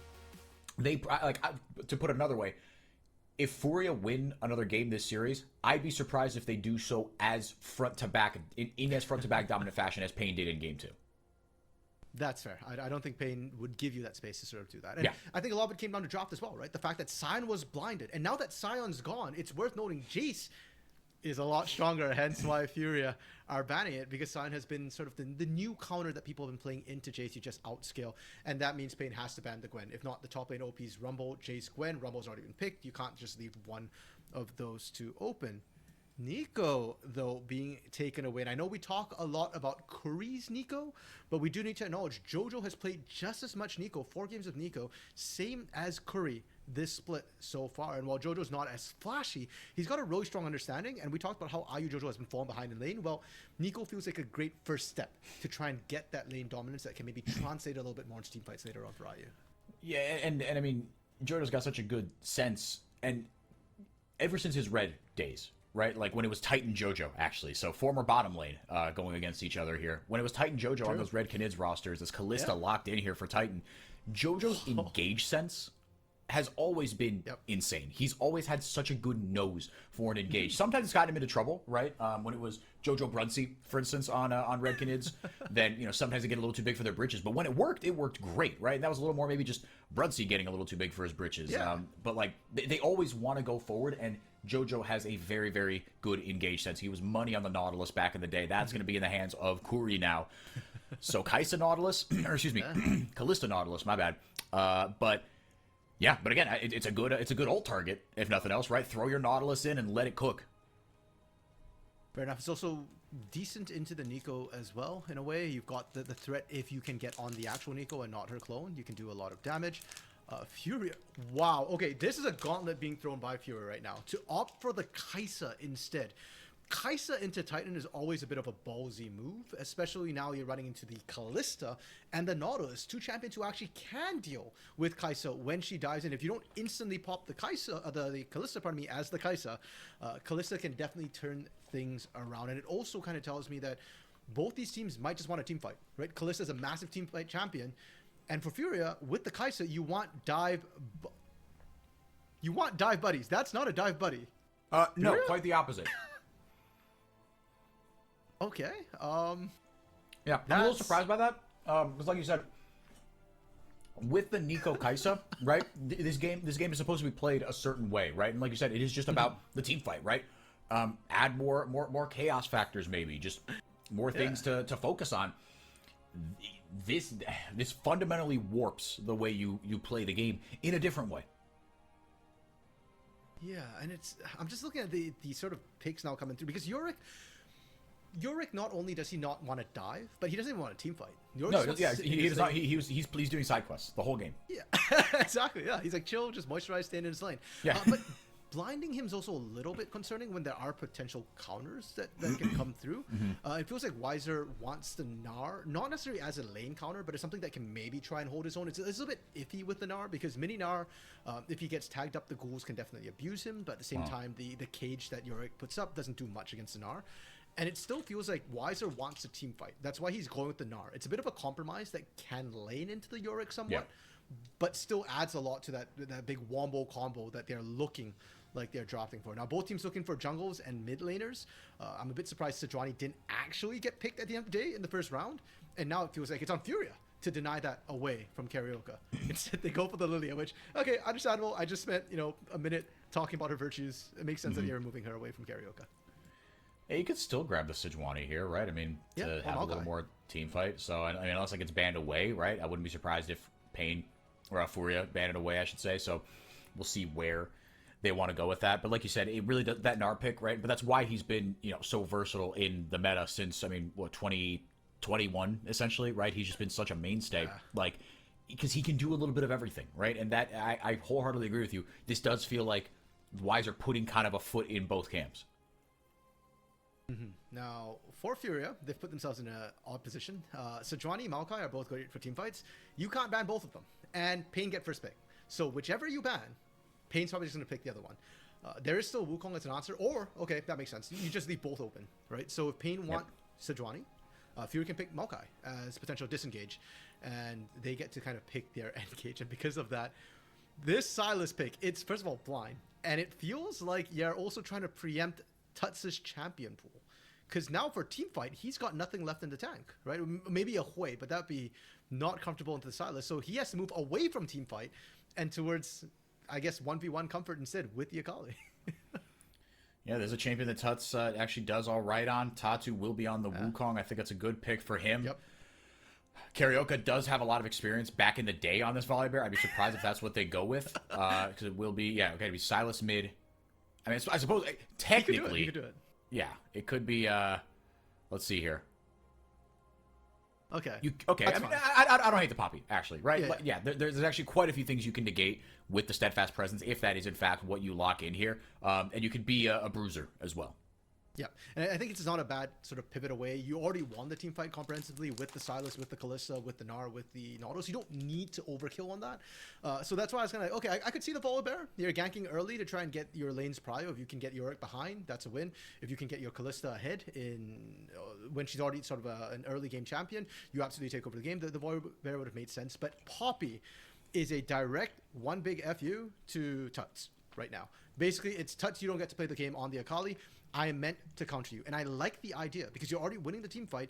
If there is a way for back into this, it isn't that sort of skirmish, the chaos, multiple threats with the Wukong, the Akali, and the Kaisa. And now you're just saying, nah, none of that. If you want to dive my backline, first of all, I'm kicking you out with Keeper's Verdict. But also, Steadfast Presence means getting in is going to be hard for you in the first place and can absolutely mess you up. So good from paiN to not put all their eggs in their basket. And I'm really liking how I think their draft should be interacting with Furious. And Karaoke has been good on this Poppy historically. I mean, Karaoke, like, that's the beauty of having been a jungler through kind of, from kind of essentially the pandemic onward. You've seen every single meta. And Karaoke has seen every single meta. And, look, he's had some low lows. I agree with you. He catches flack unjustly sometimes. But, like, even at his lowest of lows, like, those lows didn't last all that long. And he wasn't like he's had some stinkers. Don't get me wrong. He's had a couple of games, and I can't think of specifics, but I just remember thinking. I remember having watched. There have been some rough ones, right? But Karaoke, I mean, has he won an MVP before? Oh, that's a fantastic question. I actually don't know if he's won. Like maybe one, but but even then, yeah. Point is, I mean, if this is his first MVP, it's very well deserved because he's been playing out of his mind this split, especially having to work with kind of, a new mid laner and whatnot, right? And paiN having to, tweak their style ever so slightly. And in this meta, it can be a little bit thankless as a jungler. Yeah, the Neferi kind of, happened for a little bit, but like you are still kind of playing your tank and Spanx and your bruiser jungler. So to stand out the way that not Titan, although he did finish top 3, so Titan did stand out. But the way that Karaoke has, right? And Tatu, look, taking a page out of his same book, right? I feel like these two junglers are cut from the same cloth. Yeah, fair enough. I don't think Karaoke has won MVP, but he's won Best Jungler before. I think last year he won First All-Pro. Right. And I think 2020 or 2019, he also won Best Jungler for one of the splits. Okay. So from a jungling perspective, but I feel like it's been like 2024. That's when he's kind of come back into form a little bit. Yeah, I feel like especially with Titan and Curry, and I think a lot of that had to do with having somebody else to help shot call for Karaoke because he's been very vocal back in 2023, 2024 about the stress that shot calling was kind of giving him, and especially in the mid to late game, it really helps have somebody else take some of that burden off of him. And back in 2020, I think that was back in like Lee Sin Graves meta, back when Karaoke was actually a carry. Hot damn, that was a long time ago. But now it's not about his carry performances. It's a lot about how he facilitates his team. And that's why I'm kind of happy with the Poppy pickup. That feels like the more recent Karaoke style is with these sort of utility champs. Yeah, no, and this is the way he has been. I mean, and I think it helps also to have like, because what was the rub against paiN when they were just getting bodied by Loud all the time? You don't have an AD carry with a killer instinct, right? You don't have an AD carry who, like, when Karaoke is kind of shot calling, right? When you have that kind of, if nothing else, you have a loyal minion willing to go in, right? And do that kind of, as they say in Portuguese, oito oitenta, right? All or nothing, that 8 or 80 play, right? And Titan will do that, right? For better or worse, but because he's so gosh dang good, and because he's got such a good team around him, such a high floor team, I mean, it makes playing the game as Titan just so much easier. I don't know if we can still keep saying Titan's like the all or nothing guy on this team after watching game 1. No, okay, maybe Romer has taken that mantle, but we have seen Titan frontline on MF and Varus, so maybe not all or nothing. Maybe there are better words, right? But he plays on that knife's edge, right? And he's willing to go in at a moment's notice. Yeah, he's willing to take all and everything. And even in this game so far, though, as we can see in the bot lane, it is Ayu and Jojo who've gotten that early prio. Again, I think a lot of it's coming off Jojo being on a range champion versus Kuri's melee champion. And I'm very curious to see if that will be enough for Ayu and Jojo this game. Because it feels like in almost every time they've matched up, it's been the Titan Kuri show. And when Furia has won, it's been coming off the top side instead. But this game, that's not the setup. If Gigo ends up coming out massively ahead, sure, great, good for him. But I'm still not convinced that the way League of Legends is currently being played, you can't afford to win just off split push. I feel like the split push can only give you an advantage, and you still need to get the team fight part of it down. Yeah, no, I think you're right. I think a lot of things have to go right. A lot of other things have to happen for you to be just that massive split push threat. You know, even if you are like giga fed, right? Like you said, just the way the game is constructed, it makes it harder than it used to be, right? In kind of maybe your late 2010s, right? That's kind of when I think it peaked. But we'll see. We shall see. Yeah, this Yorick, if Furia end up losing this game, a lot of eyes are going to be on Gigo and on that Yorick pick, which I guess, okay, do you blame Thinkard? Do you blame Furies? I don't know. But point is, as Kuri goes in here, able to get the root down onto Jojo. The Ignite goes down as well. Got the right one, did not get the clone. Ayu actually has the advantage here, right? Pops the lethal tempo, but able to get out with only the Ignite blow. No defensive summoners popped here. Oh my gosh, Titan took cleanse. Hey, let's go. Atta boy. Way to go, old man.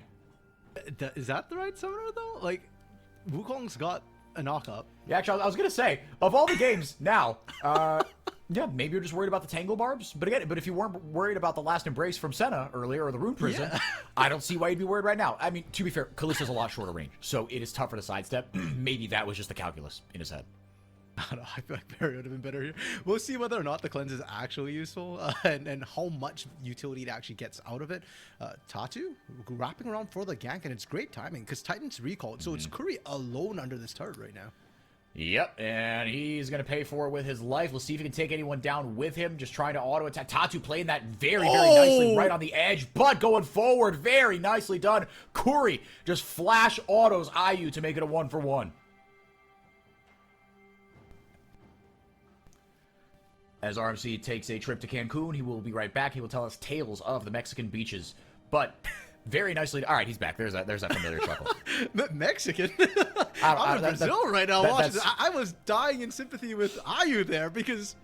Sure, Ayu gets First Blood, but First Blood no longer gives you extra gold. So it's still good in that you're the AD carry, getting a kill compared to the support. But I think Kuri played this wonderfully again. And Kuri's Nautilus is very masterful. He's very good at using the hook around objectives. So even right there, like it kind of almost looks like he hit the turret. He wraps around and he manages to lock down Ayu.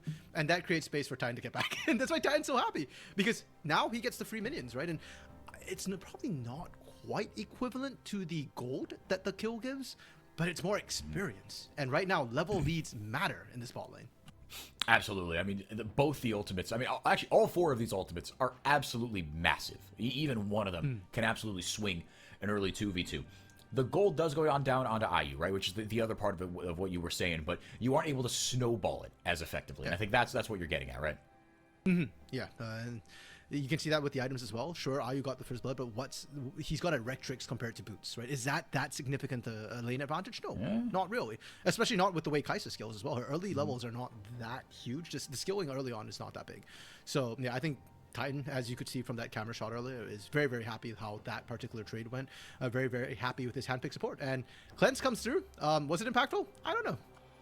Well, we shall see. A lot of ball game to be played. Roamer using the perfect execution defensively. Tuts going right back in. The Q does land. And that will be all she wrote. Tuts still had the flash. Still had that safety belt. Tangle Barbs grab everyone and their mother in the bottom lane here, as attention is shifted towards the Dragon Pit. Or no, just kidding. It's absolutely, I mean, it kind of is, but not for the Dragon. paiN did take the first Dragon a little bit ago. Not for nothing. We forgot to mention that, but Grubs will be available here in about a minute as well. Roaming up here, we could see a fight. Let's see what paiN want to do. Tatu going forward. Not the only champion with a clone on the side of Furia. Still 1-for-1. Or 1-2-1, I should say, in this early game here. Not a ton of fireworks on the top lane. I mean, you know, Tatu, you know, we talked about it, right? Do you want to just go and snowball Gigo? Or, I mean, I guess, yeah, two schools of thought, right? Yorick can be kind of self-sufficient, right? And can do the split push team fight thing because of just the nature of the kit. So do you need to snowball him? Maybe not, right? Or do you keep kind of pounding that bottom lane to stifle Titan and Curry? Because we talk about snowballing champions. Titan, if he gets behind early on this Kalista, there's not a ton of damage on this paiN roster. Yeah, and personally, I think you do keep pounding away on this Kalista. Keep her behind, especially Titan's Kalista, a champion that we've seen him carry some ridiculous games where he had no business carrying those games on that champion. He can do it if he gets hit. So keep him down and get IU ahead. But secondly as well, I don't think there's been a position where you could help Gigo out. Gigo's been perma-pushing against Weiser, and I think Weiser's been allowing that to happen because he's actually been able to pick up the CS very effectively, keep even, while not allowing that much actual turret damage to come through from Gigo. So yeah, paiN's I think just been doing a fantastic job up there. Out comes down in the mid lane. Oh, interrupted there. The Pop Blossom. Yeah, got absolutely nobody, but the hook came out. And everyone just kind of disengages. Weiser looking for a deep flank potentially. He's going to get spotted, though. Does have Mega, and now Hoover's back into Mini. No real Dominion on the top side of the map for those grubs just yet. But both those teams absolutely eyeballing them. You've got big ultimates available for everybody. This will be the first big fight, potentially, that we see where everybody's got that level 6. paiN started up. Let's see how and if Furia respond. I think the critical thing was Curry didn't actually have level 6 on that initial fight. He does now. So the depth charge is actually available for a fight. Karyoka running the wrong way away from his bot lane. Has to burn Flash to get out the baby cage. And with that said and done, yeah, paiN get the one grub. I think that's all they're actually going to get, despite the fact they had the sort of team fights ultimate advantage. They just did not feel comfortable. Yeah, that one felt that felt bad. Not going to lie. That was a bit of a rough one for paiN, but they'll be fine. Just a marginal advantage here, up only about 500 gold, and paiN did get that dragon early on, so you've got a little bit more power in your pocket. 1 minute and change left as Tuts and Weiser are going to be doing battle in the bottom lane here. Weiser going to go into Mega. RMC, not a ton of action here in this early game. Very kind of, I mean, the loser of this game gets put onto match point, but were you expecting more based on the way these compositions have been drafted, or not really? Yeah, I did, definitely, especially for paiN's side of things, with Titan on Kalista and Curry on Nautilus, is expecting to see a lot of action force the moment they kind of hit level 6, and I think it's props to Furia that hasn't happened. And on top of that, Furia have 1,000 gold lead from just laning. That's... Yeah. I can't remember the last time we've seen that happen against paiN. paiN is generally a team that just wins the lanes and snowballs from there. In fact, the first graphic we saw pre-game 1 showed that generally paiN have 1,000 gold advantage at 15. That's not the case right now. Gigo going hard on to Roamer. I'm actually kind of surprised Roamer hasn't stolen the Maiden yet, because you can steal the Maiden away from Yorick. Instead, Roamer's opted to remain Maidenless, and I don't know if that's helping his 1v1 situation. No, being Maidenless, no matter what video game you're playing, is suboptimal. I'll tell you that much. Yeah. But, yeah, no, we'll see. I mean, I think, yeah, it'll be interesting, because, like, yeah, you can take it, right? But it's like, is it, how much is it actually doing a team fight, right? Like, are there other ultimates worth it? Because I feel like, obviously, like, the big one is, I mean, I'll just say the big two, for team fight purposes, have to be the Cyclone or the Pop Blossom. AoE CC, you can never put too high of a premium on that, right? But then you have a big reposition, potentially. Actually, how does it work? Because you need stacks of the passive, right, for IU, right, to reposition, right? Yeah, well, you just take Tuts' Perfect Execution for Roamer, if that was what you wanted to do. Yeah. Right? It's just point and click, it's easier, and you get two dashes of it rather than just the one. Dragon being fought over, this is only second Drake, and paiN, this time they've got Weiser there in Mega form, but the window is a little bit tight, and they've got to focus on this. Titan has not been able to stack Rens yet.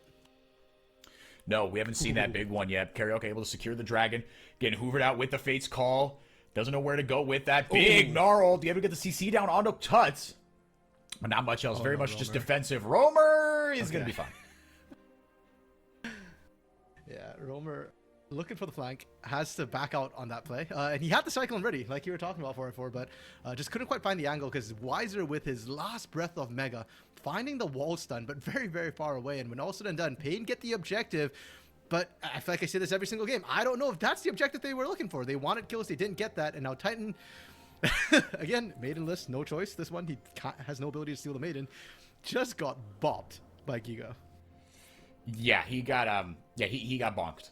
Yeah, pretty good there. Yeah, I mean, look, he's such a fearsome side lane for us, right? No matter what, right? He doesn't even have the Triforce just yet. Not much the Titan could do to that one, but with a little help from his friends, maybe, as the cavalry's coming in, but JoJo coming in hot as well. Ooh. Able to flash away. Nice. I mean, I don't know how much the flash on the Yorick really, works. Because, again, he's playing Farming Simulator over there. But, hey, a flash is a flash.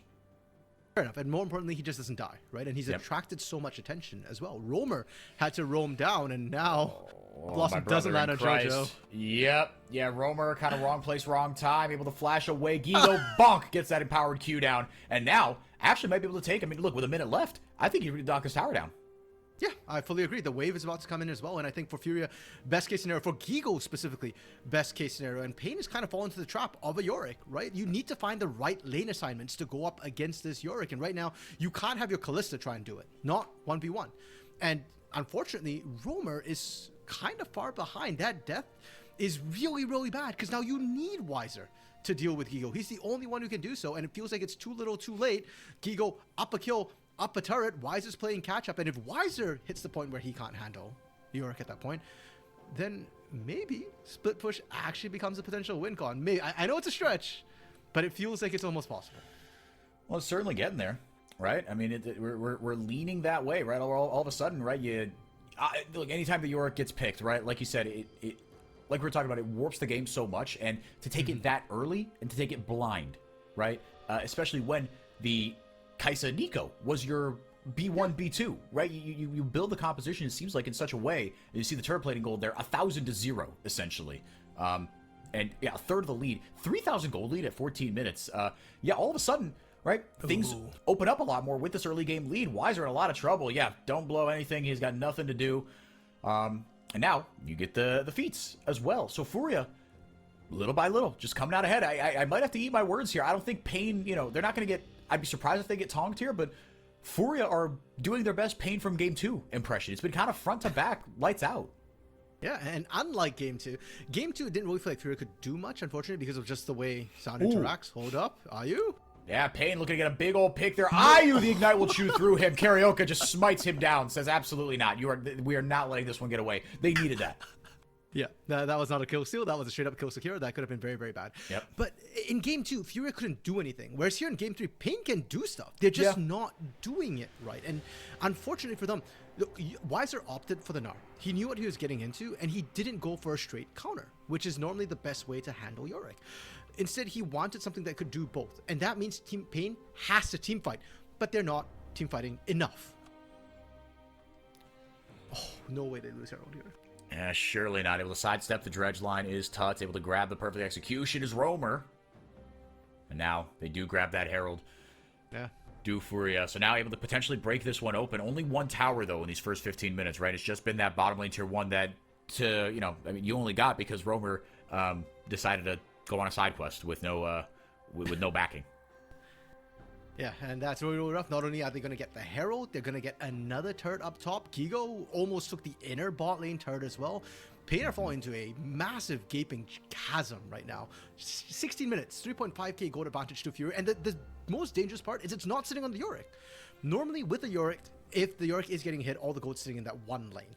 But you look across every single lane, 600 between the jungles, 600 between the mid lanes, just shy of 500 between the AD carries, and 400 between the supports. Added together, call it 1,000. Like, Fury are just stronger across the board, and that's why paiN, with the teamfight composition, are hesitating to pull the trigger. They don't dare fight 4v4. Heck, 5v5 or 5v4, they're also hesitating to pull the trigger. And if you can't teamfight with this composition, what are you going to do? You can't split push. This is not exactly a pick composition either. Maybe if you hit enough of a power spike for Roamer and Titan, maybe on second item, but you've got a Rod of Ages for Roma. That's not a pick item for the Sylas. So paiN, if you don't team fight, you're just sitting back letting Fury take over a game. And if Fury takes over a game, they know how to close it out.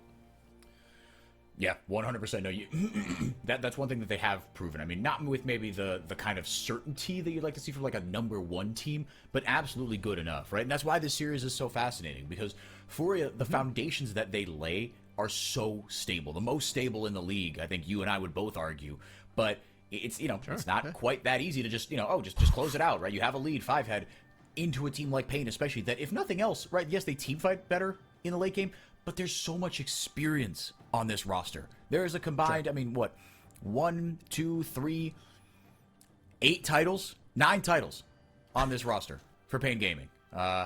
It's a ton, man. These guys have been there and done that. They've seen, and especially, right, guys like Karaoke and Wiser to a lesser degree, they have been on the business end of some brutal fan pressure, right? The paiN Gaming are the Yankees, right? They are the Lakers. They are the biggest and the best with the most history. They want you to know that they have the biggest fan base, and with that comes an immense amount of pressure. So what I'm hearing is for paiN to win, they need to become the monster that they slayed. They need to become CBLOL Loud. I mean, hey, they won 4 straight, right? In the franchising era, no one has done it better than Loud. That is inarguable. We'll see how this fight goes. In the meanwhile, though, Jojo Palboss forward gets 3. Fantastic stuff. Tatu going in over the wall. Lots of CC down. Wiser gets taken completely out of the fight. Dredgeline comes in, as well as a Death Charge. Roamer is alive and thriving. Moisturized. Chilling. In that team fight is Gigo, though. He is still alive, and now, actually, with kind of the reinforcements, with the Maiden as well, able to push this one back. Dragon not taken. paiN have to pop out. Gigo gets the W down and gets the cage as well. Gets the flash out of Titan along with the cleanse. Furia, very well fought. Patient fighting from the Panthers. Yeah, know what you can't cleanse 4x4? Physical terrain. Yeah. Yep, the cage. So, yeah, I don't know if that cleanse is the right call, and it's really, really unfortunate for paiN because they needed that fight, and for a second, it looked like they got what they wanted. They forced Gigo to the fight. They managed to soak the initial engage. Wonderful engage by Jojo as well, by the way. Yeah. 3-person catch. Massive. Didn't matter. paiN were able to kite back. They were able to find pick up their own. And if it reset, that's what paiN wanted to do. But instead, Furia, they managed to get in there. Gigo knows no fear. Even if he's not on a team fight champion, well, the team fight's over. It's now just a series of skirmishes. That a Yorick can handle, and we get to see how it starts. paiN do a wonderful job, by the way, controlling the area and getting in there, but Jojo, with that flash, gets in there, and Wiser, unfortunately, when he goes Mega, is not as impactful as you'd like to see. No. The stun doesn't really catch the critical targets, and sure, you take down Tuts, which is a huge backline threat, but you didn't take down Ayu. You didn't take down Tatu. Those are the bigger teamfight threats, and Gigo especially had enough health that he could just charge at you, run at you, and just frontline. Sure, again, not a team fighter, but you don't need team fight. You don't need team fight abilities to just be that front runner and run somebody down. Yeah.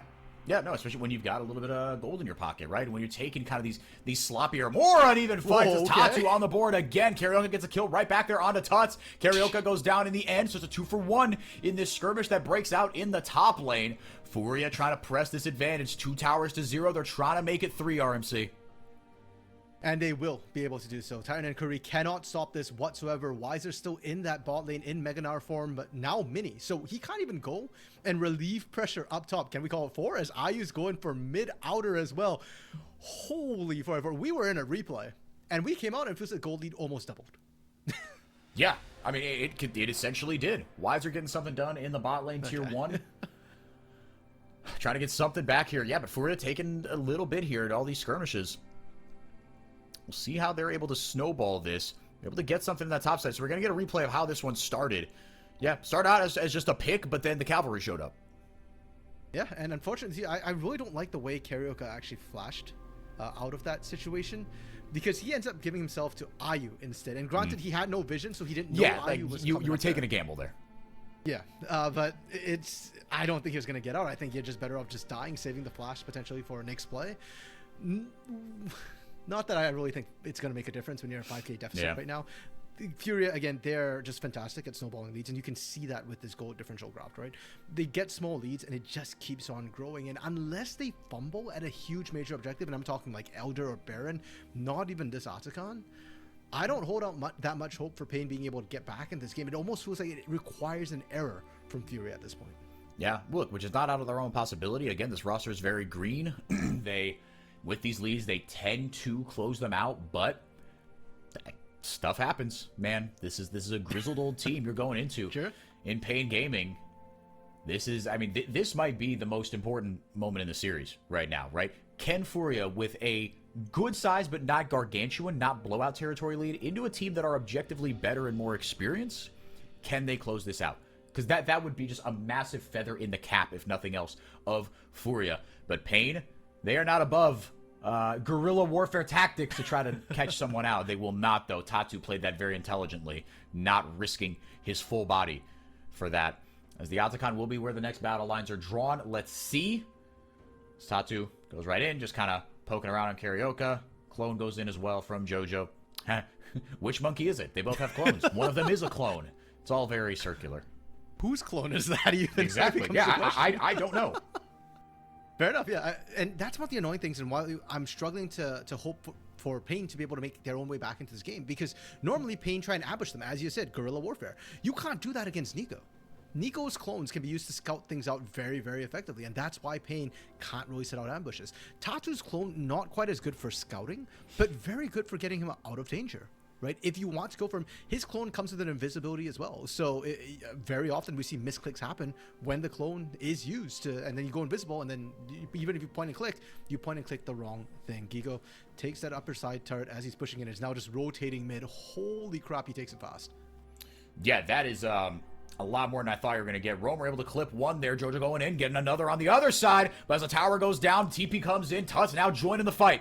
Maiden comes out, just hoovering health. Steadfast Presence, or excuse me, the Keeper's Verdict is going to grab two. Now locked up. Now there's that Ren stacking we were looking for. Shut down onto Titan. Man, did he need that. And now what? What can paiN do with this? Great, you got the kills. Dragon spawning in 10 seconds. Are they strong enough to win this 4v3? Or, yeah, 4v3. I'm actually not even confident about that. And if Fury can just stall 40 seconds, Gigo has teleport. He can potentially rejoin the fight. So paiN, they're the ones who have to try and make something happen right now. Tatu, no Cyclone. I don't know if he can front line. And I'm looking at Tuts and Aya to just be as big an annoyance and as big as a backline threat as possible. Oh, we should not you got these reposition tools, right? I mean, there's decent peel for Titan, but especially if you can play kind of patiently or just be the ones to start the fights, blow some good cooldowns, right? You've got Cleanse really isn't going to do a ton, as we saw there, right? Not the most high valuable summoner in this fight. Romer going to grab himself the perfect execution. paiN Gaming able to secure the Otacon with the help of that quote-unquote double smite, with Titan just dumping spears into the Otacon. I just don't know if Otacon was the right call. There's Dragon right there, and this is Soul Point. This is Hextech Soul Point for. If Furia... I'm just scared if Furia stacked that Hextech, right? It gets kind of iffy in terms of what you're able to do. So going for the Otacon there felt really risky. The Dragon was the guaranteed play. Instead, they just kind of leave it for now. And for Romer, I thought he was overextending a little bit when he went for this play. He went down very early as well. But it was buying time for Titan, and Titan managed to get those Ren stacks going. Finds that. The other thing I want to highlight too is the Maiden. One thing we haven't seen is anybody focusing Maiden whatsoever this game. But if you can take Maiden down early, it doesn't do anything. And I'm not just talking about in team fights either. I'm talking about in lane. Like when Weiser's facing off against Gigo, take out the Maiden. If you can stop the Maiden, it stops Yorick's split pushing, or his pushing abilities in general, massively. And in that fight, sure, they did kind of get distracted by the Maiden, but they find Gigo, and that's the more important kill. But yeah, I don't hate the fact that we're seeing that kind of stack onto the Maiden as well. I'd love to see a Rudon Hurricane come through from Titan, try and get more spear stacking when everybody's in that sort of melee range. And I think if we can get to the point, maybe paiN have a shot. As it stands though, gold lead, despite paiN finding the kill, despite them getting the Otacon, it's still just shy of 5k. It's still pretty much the same as what it was prior to paiN finding those kills. Yeah, paiN have stopped the bleeding. That's kind of inarguable, but again, and then this is why it's it's just not that easy to just accelerate this lead into a team like paiN Gaming. What else are paiN doing well here to be able to stop this? Well, they're still not giving up, and they're still giving a lot of pressure to Furia. There's still the threat of being able to find kills in team fights, and they're answering the sort of lane assignments from Gigo a lot better. Notice how it's always Wiser dealing with Gigo right now. Yeah. It's never Romer coming down, right? He's got Tuts to deal with, right? Not a great split pusher, but a great side laner, right? So you have to have a response there. There we go. There you go. Maiden down. 300 gold claimed, I guess. Tatu going right in there. Pops a Steadfast Presence. Pop Blossom going to grab two, but Jojo doesn't have any backup. He's got to be careful. Clone popped. Hook not going to land. Wiser has found Gigo. The cage goes up. Not going to find anybody, but Romer joining the fight with the Hex Gates. This could be good. If he can get on there, this could be huge. Over the wall he goes. That's exactly what they were looking for. Gigo goes down, and Titan's on a killing spree. RMC, here come paiN Gaming. Shot. And Fervor, we were talking about how pivotal this could be for Fury. If they win this, they are up 2-1. It's really good for them. It's how they do it. Are you diving to Titan? No. I don't know about that one, Chief. That was not it, friends. The flash from Wiser is the ultimate prize, and that is not a good consolation. Another shutdown for Titan, and now they're going to walk away with this Baron. Barring a miracle here, they are about to swing this game back in their favor. I don't know if Tatu can get in there. He's got no flash. Tuts is waiting in the wings as well. They don't have vision in the pit. No, it's not worth now. it. Unless... Nope. Yeah, no, it's not worth it. Yeah, that's not even the clone. No, and Tuts now. Oh no, it's all falling apart. Oh, okay, he'll get away, but Okay. man, oh man, 5,000 gold lead down to 1,000 in the blink of an eye. Let's get another look at what the heck went wrong here for Furia.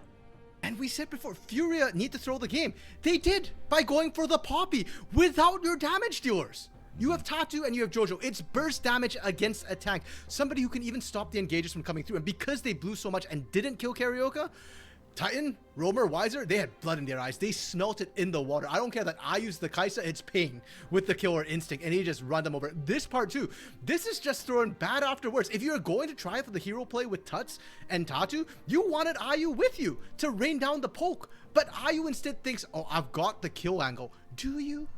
Do you really? Yeah. There's CC out the wazoo there. In fact, the paiN camera fan, the paiN fan camera cracked me up because I was watching them cheer for the first fight, and when Ayu went in, you could see the confusion in the eyes of the fans for a second. Yeah. Before they started for a cheering split again. second, it was, oh god, wait, no, it's fine. Yeah, it's just Ayu. There's no backup. Now Roamer, he's got himself a little more help as Gigo. Now the turntables. Now the turntables. Oh man, it was the best case scenario for Gigo a couple minutes ago, right? It's the side lane threat really turning into something special, something potent. But now it seems to have fallen flat here. paiN getting plus 1,000, plus 1,500 on this power play, net, I should say. But man, oh man, I mean, Furia's still, in the lead, but very much only technically. paiN have all the momentum right now. You see that gold lead just crashing down, and RMC, I really do not think you can put too fine a point on the fact that Titan was kind of absent until 5 or 6 minutes ago. Yep. And then in the span of 5 or 6 minutes, he got 2 shutdowns and an additional kill on top of that. Folks, Kalista's an early game champ, I swear. It's just that for paiN, every moment is early game, I guess. Or for Titan, one Kalista, every moment is early game. I love the way that he's come back into this. He didn't go for the Runan's Hurricane, opted for the Terminus instead for a bit more survivability. And I do like the choice and his ability to just focus down one target after another. But I want to go back to the point I was trying to make, where you were talking about how for Furia, this is a critical game. If they win it, they've got momentum on their side. They're looking great. But what happens if they lose it? From the 5K gold lead they had. It could go really sideways. I mean, we've seen this script so often, right? If the underdog blows a lead in a game, the next game usually is a blowout. Usually they kind of pee on themselves. Yeah, and thankfully, again, nobody's eliminated after this. This is upper finals. But the mental, I mean, look at this. This is Titan and Curry. 2v3, they're charging in. Dredgelines, Jojo, Tuts goes bye-bye. Kill going over to Curry, because why the heck not? Baron push here as now the rest of paiN Gaming arrives. They're going to get the bot lane tier 2, tier 3, and the inhibitor. Wiser just bearing down on Gigo, a level up on the poor lad. He's trying to get that mid lane tier 2 to open something else up. 2 lanes, if you can get that here, even if only one of them has super minions, that is absolutely huge. But paiN, they're looking for everything. They want blood. RMC. paiN Gaming able to stun down Jojo. Now Gigo has to go back and join the fight. That'll allow Carioca to come in here and wreak some havoc. Roamer joins the fight, or Wiser, I should say, joins the fight after grabbing himself another half item. And paiN just dotting the I's and crossing the T's as they take game 2, unless Tatu and Ayu maybe have a miracle up their sleeve. Ayu, those health bars are really low with one good ultimate, not available, granted. Now with the TP actually looking for the catch. I don't hate this play, but you've got to be careful.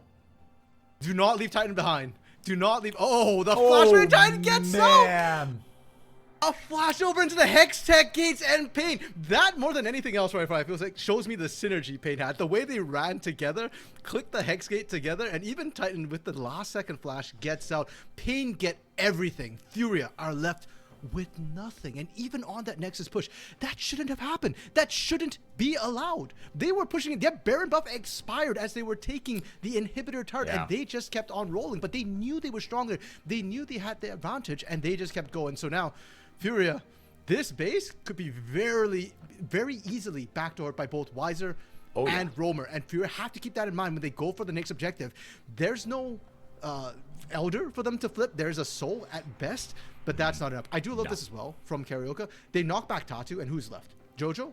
Ayu? They're both squishy. We just engage anyways. And then Gigo comes back in. but it's too little too late. And the focus as well. paiN goes for the maiden. He takes that out. Nobody else he can hit right now. That's fine. I'll use this to reposition, and we're right back into it as Tuts goes down. Do we see the same series of events? One down? Is that enough for paiN to push in? I mean, they're certainly going to try. They've got I mean, you don't even... I guess technically you do have to send someone eventually to respond to Gigo. Just, I don't think they're going to be able to push this all in, even with a 5v3 in time. But they're going to get something out of this. Carioca just taking up the attention of Tatu there. Voidseeker going to find Titan, but I mean, it's just you're throwing pebbles at a mountain right now. Yeah. This is really tough to answer. Yeah, Furia have to make a big decision right now. Yeah, and for Furia, I don't even think the split push from Gigo is that effective. You know what's better than maidens? Mechs. Imagine Dream is mechs, not maidens. And for Gigo, the super minions are actually slowing him down so massively that, sure, like in the end, I think TPing back is probably the better call. They save their inhibitors at least, but even that's just paiN kind of just backing off, going for this Baron. And once they get Baron plus supers, yeah, at that point, yeah, I don't think Furia are going to be able to stop the final push from coming through. They're going to start up this Baron. They've got a chance to flip this, though, RMC. Actually, this is actually a pretty good look here. I mean, as far as ways to get back into this one, if you're Furia, Roamer going to get 2 with the stolen Pop Blossom. He's going to get lit up. Pop Blossom goes out of his zone, but the stopwatch is going to negate it completely. Tangle Barbs go out. Roamer able to sidestep it. Doesn't get anyone with the Abscond of Duck, but paiN able to get a kill on the back of Kuri. Now Weiser in a little bit of trouble here as Tatu tries to get into the back line of causing disruption. Able to get the shutdown onto Weiser. Furia not dead just yet. Tatu gets another as Weiser goes down, but Titan stays alive, and with 2 defensive items, it is so hard to kill this Kalista. Chitanzada Daily. Titan puts the game away with a Quadra and an ace. Masterfully played by the paiN Gaming AD carry. Game 3 goes over to paiN, and they are 1 win away from the finals. Yeah, and they're just going to push right in. They've got minions already pushing in the top lane. Titan, he's getting up. He's yelling at Furia. He's yelling at the fans. He's yelling at everybody because he knows that he just did that for paiN Gaming. And how many times do we have to tell you this, young men? Furia, we can't be giving Titan Kalista. Wait, are they not ending? Wow. It's only Ayu. They've got 10 seconds. You could have at least take the other inhibitor. Yeah, I don't know about that. That was... That was odd. But they want the Hextech Soul, and they want the Baron, I guess. And they, to be fair, they could get both here. Well, maybe only just one, actually. Well, they can definitely get the Hextech Soul. And once you get the Soul, it's a lot easier to get the Baron. They won the Baron fight once already. They can do it again. Granted, they won't have Zhonya's for Roamer, which was instrumental in kind of messing up JoJo's ability to get the Pop Blossom off. Because Furia had to make a choice, and they went for Roamer, and he just went golden, kind of wasted everything. Nevertheless, though, Furia, I don't even know if they actually want to go for this Baron. I don't know if they have the space to go for this Baron. If paiN play it slow, they have supers in the top lane pushing in right now, and that will always distract Furia, and somebody's got to go back and deal with that one. See if paiN, with Titan finally approaching here, they grab the Hextech Soul. Got one more flip opportunity here. The gold lead actually is still in the same spot. So in terms of combat power, in theory, this should be the same. Fate's Call goes in. Fate's Call goes out. Kuri body blocking. Keeper's Verdict goes out. Tatu is filled with toothpicks. He goes down like the pin cushion he is. Ayu trying to get something back. Big Pop Blossom gets 3. This might be what they need to turn the fight around. Ayu gets into the back line, but Titan is just too hard to kill. He's got too much support. When he is this powerful, it is just impossible. It's a triple kill for him. Weiser with the cherry on top. Finally, this will be the dub for paiN. 2 aces in about 2.5 minutes. I don't think I've ever seen this to end the game, but hey, you see something new in Brazil every single day. And you know, it speaks a lot to Furia and their mindset as well. They refuse to give up. They just kept going. That's why we saw the back-to-back aces coming through. And my heart bleeds a little for Furia 4x4 with how well they played that game and how it all slipped away from them from what shouldn't have been a losable position. 2 mistakes. That's all it cost them. But I'm still paying for that at the end of the day, so my heart's rejoicing that paiN somehow came back from a massive deficit.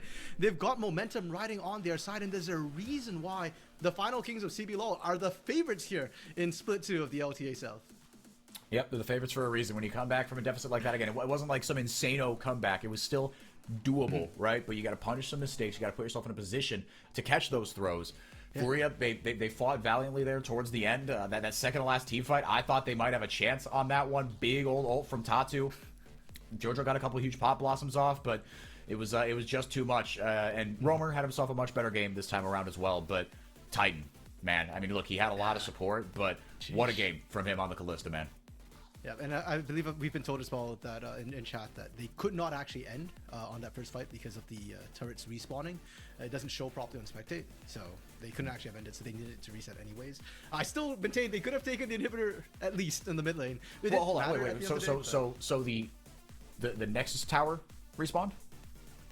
I believe so. I'm not 100% sure what happened. I thought they could have taken the Nexus tower. Bug. Yeah, maybe. But they could have definitely taken the inhib. That was just on a hope. Yeah, that's just it. Didn't matter at the end of the day. And that's what led to the back-to-back aces. So, hey, we take those, right? More blood, more fun. And going into game 4, we got ourselves a series. The LTA North got the first 5-game series of the LTA since its inception. I would like for the South to get one as well, but I am very worried about Fury after that game. Like, where's the mental at? From a winning position to a losing position, we've seen that happen multiple times now, usually in the VKS games. But now it's happened here between Fury and paiN. Yeah, I know paiN has bounced back. Has Fury done it before?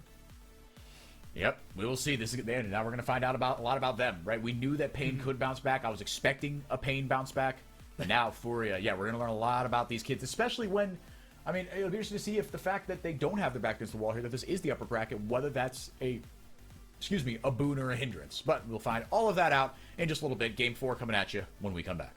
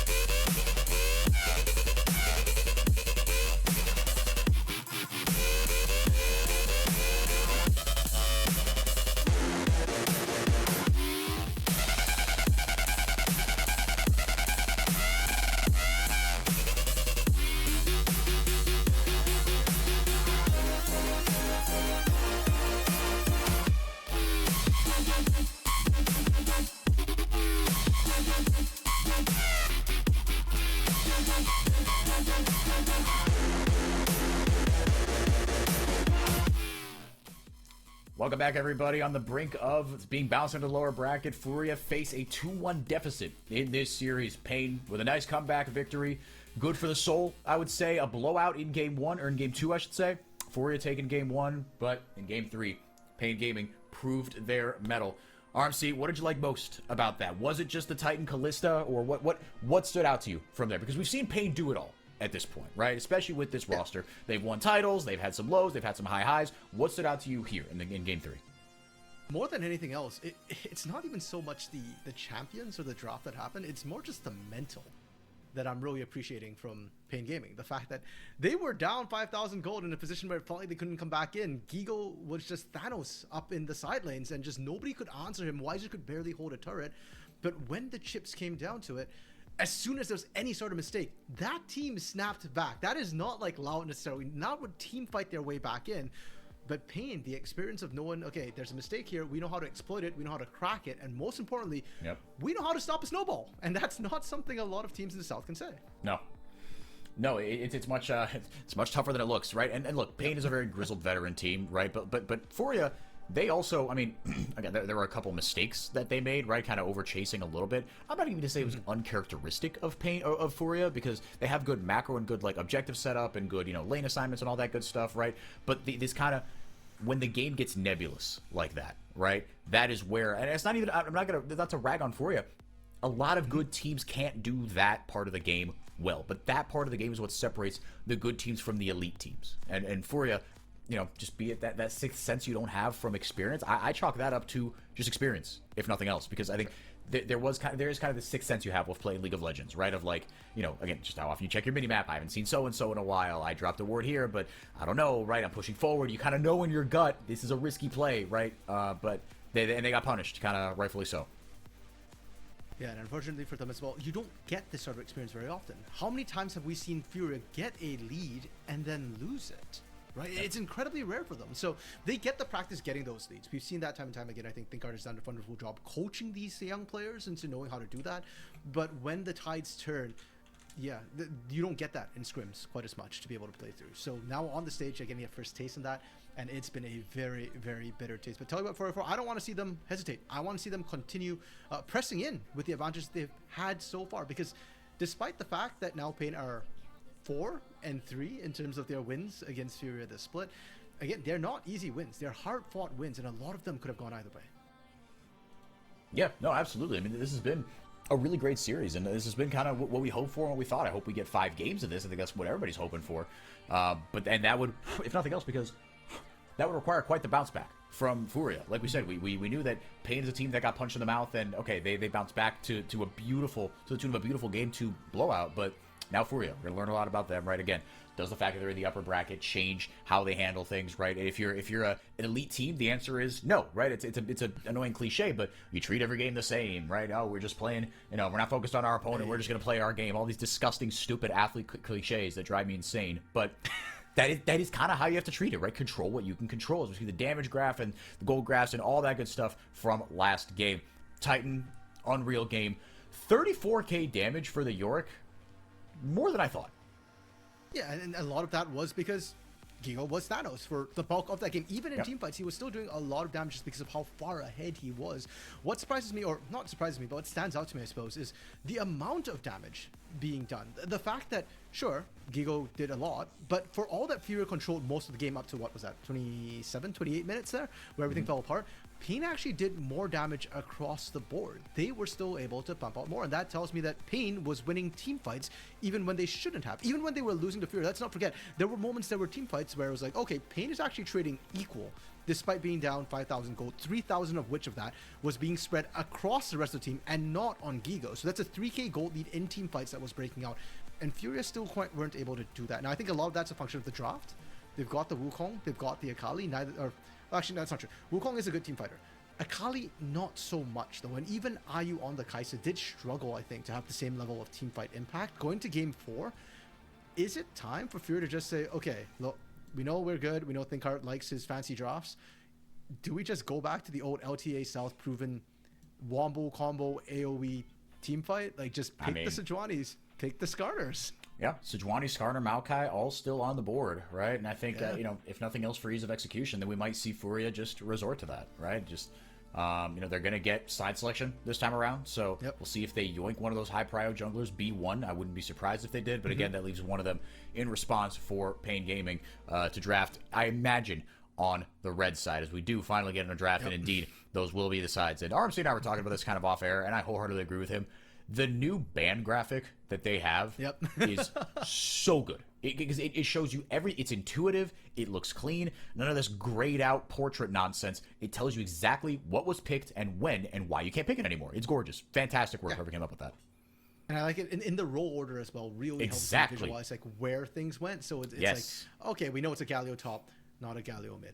Bans so far, though, have gone pretty much as we've expected, similar to last game. The Lucian, notably, hasn't been banned by paiN just yet. And the Tristana was from Furia. Okay, so they still banned the Lucian. The big change up from last game is Karma is open. Furia banned it last game. I don't know if they needed to. And they want it themselves. Ezreal Karma, really, really solid bot side combo. And again, could be a combo that would get that sort of prio and win out the lane early. Remember, IUJoJo won last game, and that's why it took forever for Titan Curry to start having relevance into it. Yeah, the Karma was taken away last time around, so it could be something that they grab for themselves, or they just deny, potentially, pairing it with something else. We have seen Curry Blitzcrank. Seraphina started to poke her head into the meta yet again, but it will be the Karma. Okay, I'm a little surprised by that. Let's see what they pair it with. Yeah, I don't know about that. I feel like this is another steal away, like we saw the last time when I think it was Fear who picked Lucian, and then Titan Curry went Corki Nami just to deny the Nami. Well, Karma has better pairings, though, so we'll see what they kind of opt with that. It could also be a mid lane Karma, roamer, known to play a lot of weird things. Ooh, I always forget about the Caitlyn. Yeah, because nobody cryos her. But Caitlyn Karma is such an abusive relationship in the bot lane. Like, it's not even about killing you. It's just about making sure you can't stay in the lane and can't do anything. Yeah. Make the game very unfun to play. Bard, a good pairing with either of these champions, but Ezreal Bard especially. I mean, look, I've always been a Bard enjoyer. I think he's one of the best design champions in the entire game. Sure. I think he is just an absolute treat to watch, to play, everything. I am obsessed with everything about this champion. And the fact that he just warbles at you when you tell him to do something. He just goes, and you're like, I know.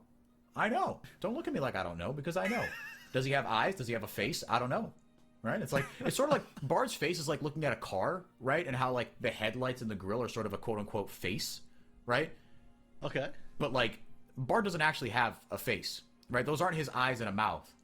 Does he not? Is that lore accurate that it's not his I don't face? know. I don't know. If someone in chat could confirm that, but I think that's just a mask. Because he never they never, I don't think they ever close. They never blink and his mouth doesn't close. Anyway. We'll send our Twitch chatters on a quest for that one. And then you have to pair it with Pantheon, which makes me so sad. I hate this champion so much. What? I think he's so useless. Like, okay, he gets ahead in the early game, you jump on people, you stab them, great. And then you are just so useless in the late game. You have to play it so well. I think you're trolling whenever you pick Pantheon. I understand what it's supposed to do. I think it's stupid and bad, and I hate it. And that's why I'm going to give this congrats paiN on the 3-1 series win. Unfortunately, you have trolled my boy Bard like this. And so despite the lead that your bottom lane is going to get for you, you are not going to be able to back it up, because after 25 minutes, every team fight you take is going to be 4v5. So, well, dig your own grave, I guess. Thank Card I had such high hopes for you in the Southern Hemisphere.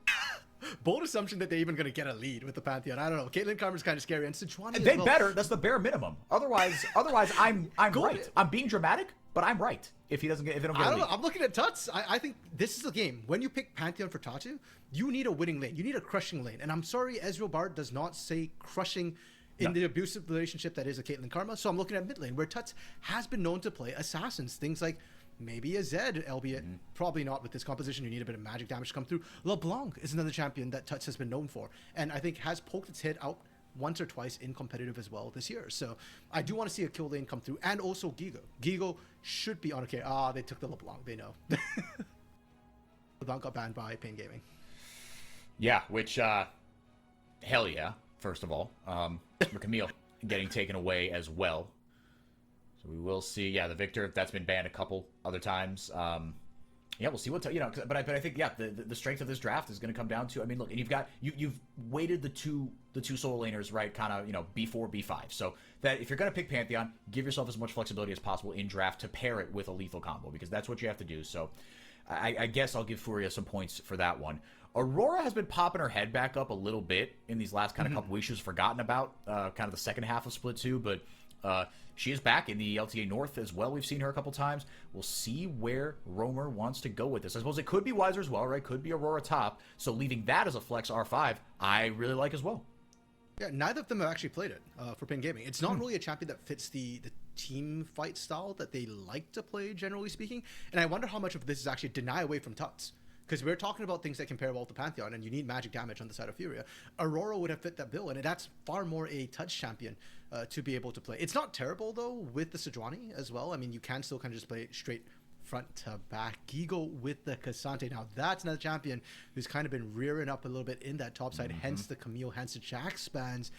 And Syndra for Tut. So, very, very split focus. And I know you're being facetious a little bit earlier, being a bit exaggerated, but I'm only a little bit. liking...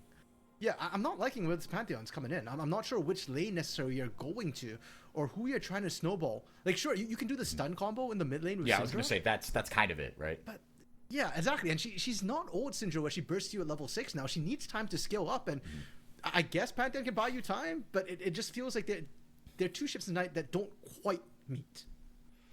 Yep, I hear you. That's not just me. I'm going to try to be a little more serious about my Pantheon criticism now, but it is tough, right? Because you can't really... I mean, do you want to snowball the Cassante? That feels like an oxymoron a little bit, right? This is a bit of a... you're supposed to be just a bit of a Stonewall pick, right? Once you get to level 6, right? Like you said, Syndra doesn't burst you down, but if you can get that level 6 combo and then just a Pantheon chain stun with that early damage on top of you, that should be a kill. Right? Especially if you go electrocute early on, right? With Tuts. But he will be laning into the Aurora, and we're seeing Aatrox. We didn't really talk much about that, but two long-range lanes in the bottom lane. Caitlyn Karma should have the edge in that one. But Weiser with this Aatrox in the top lane, that is his choice into Weiser or Gigo's Cassante, I should say. It's a little bit confusing because when I see Aatrox, I associate it with Gigo, not Weiser. Fair enough, yeah. I think that the Camille as well, that did get banned by Furia, we also tend not to associate with Weiser. But that said, I think Weiser's kind of going back with what he did with the Nara a little bit, and it worked in Game 3. We can't deny that. He's also picking the Aatrox partially for the team fight as well. It does it phenomenally well, and with the setup that he has with that Sedge, and with the Karma speed up as well, it's going to be a lot easier for Weiser to be landing those sweet spots in the fight. The skilling from Aatrox is nice into Cassante as well. He will be able to win that sort of 1v1 as the game goes on. So generally, I'm pretty comfortable with what paiN has drafted. I don't feel like I'm seeing the threat from the Furia composition necessarily. Perhaps it is a bit of Vaikuricha! I know that was what I was looking at. Like, yes, the paiN fans are putting up their hands, but I was looking at the side going, oh, 4-4's here. Corinthians mentioned. Yes. Let's go. Corinthians mentioned. Let's go. For those of y'all who don't know, because it's been a while since 4-4 last popped off, he's a massive Corinthians fan. Yes, to the point where I am genuinely considering getting that as a tattoo. At some point on my body. Don't worry, my mom doesn't watch this stream. Otherwise, she would skin me. But yeah, I sent I got one of those temporary tattoos just to kind of like test it out, right, and see kind of where I liked it. Okay, to a shoulder, bicep, lower back, probably not, but it's in contention. And I sent it to my uncles, right, her brothers, right, and they were both like, hell yeah. And I was like, I followed up, I was like, by the way, for the love of God, do not tell your sister this. Do not tell my dear sweet mother this. I will break the news to her. But anyway, and then she will break you for the news. Exactly. But I've gotten married, so I'm more successful. I'm good now. I've done the good son things, right? All I need to do is give her grandchildren. But that is true. Maybe when you get the grandchildren, that's then all is forgiven. Exactly. We do get Unsealed Spellbook Bard. That's exciting. Yes. Exactly. That was what I did want to highlight. Jojo going with the Unsealed Spellbook again, and it worked so well in the game 1. It was actually what helped Furia win that game 1 with, was it the Ocean Soul Steal, if I recall correctly, where Jojo snuck in with the smite, took that away. It feels like Furia have gone back to that a little bit, maybe hoping for a bit more luck or objective control, really, not so much luck. We'll see how that pans out. For now, though, the early roams caused the two teams to meet in that upper river, and Tuts was the one who ended up taking the damage. paiN was more than happy to opt for some of those trades. Titan will be late to lane, however.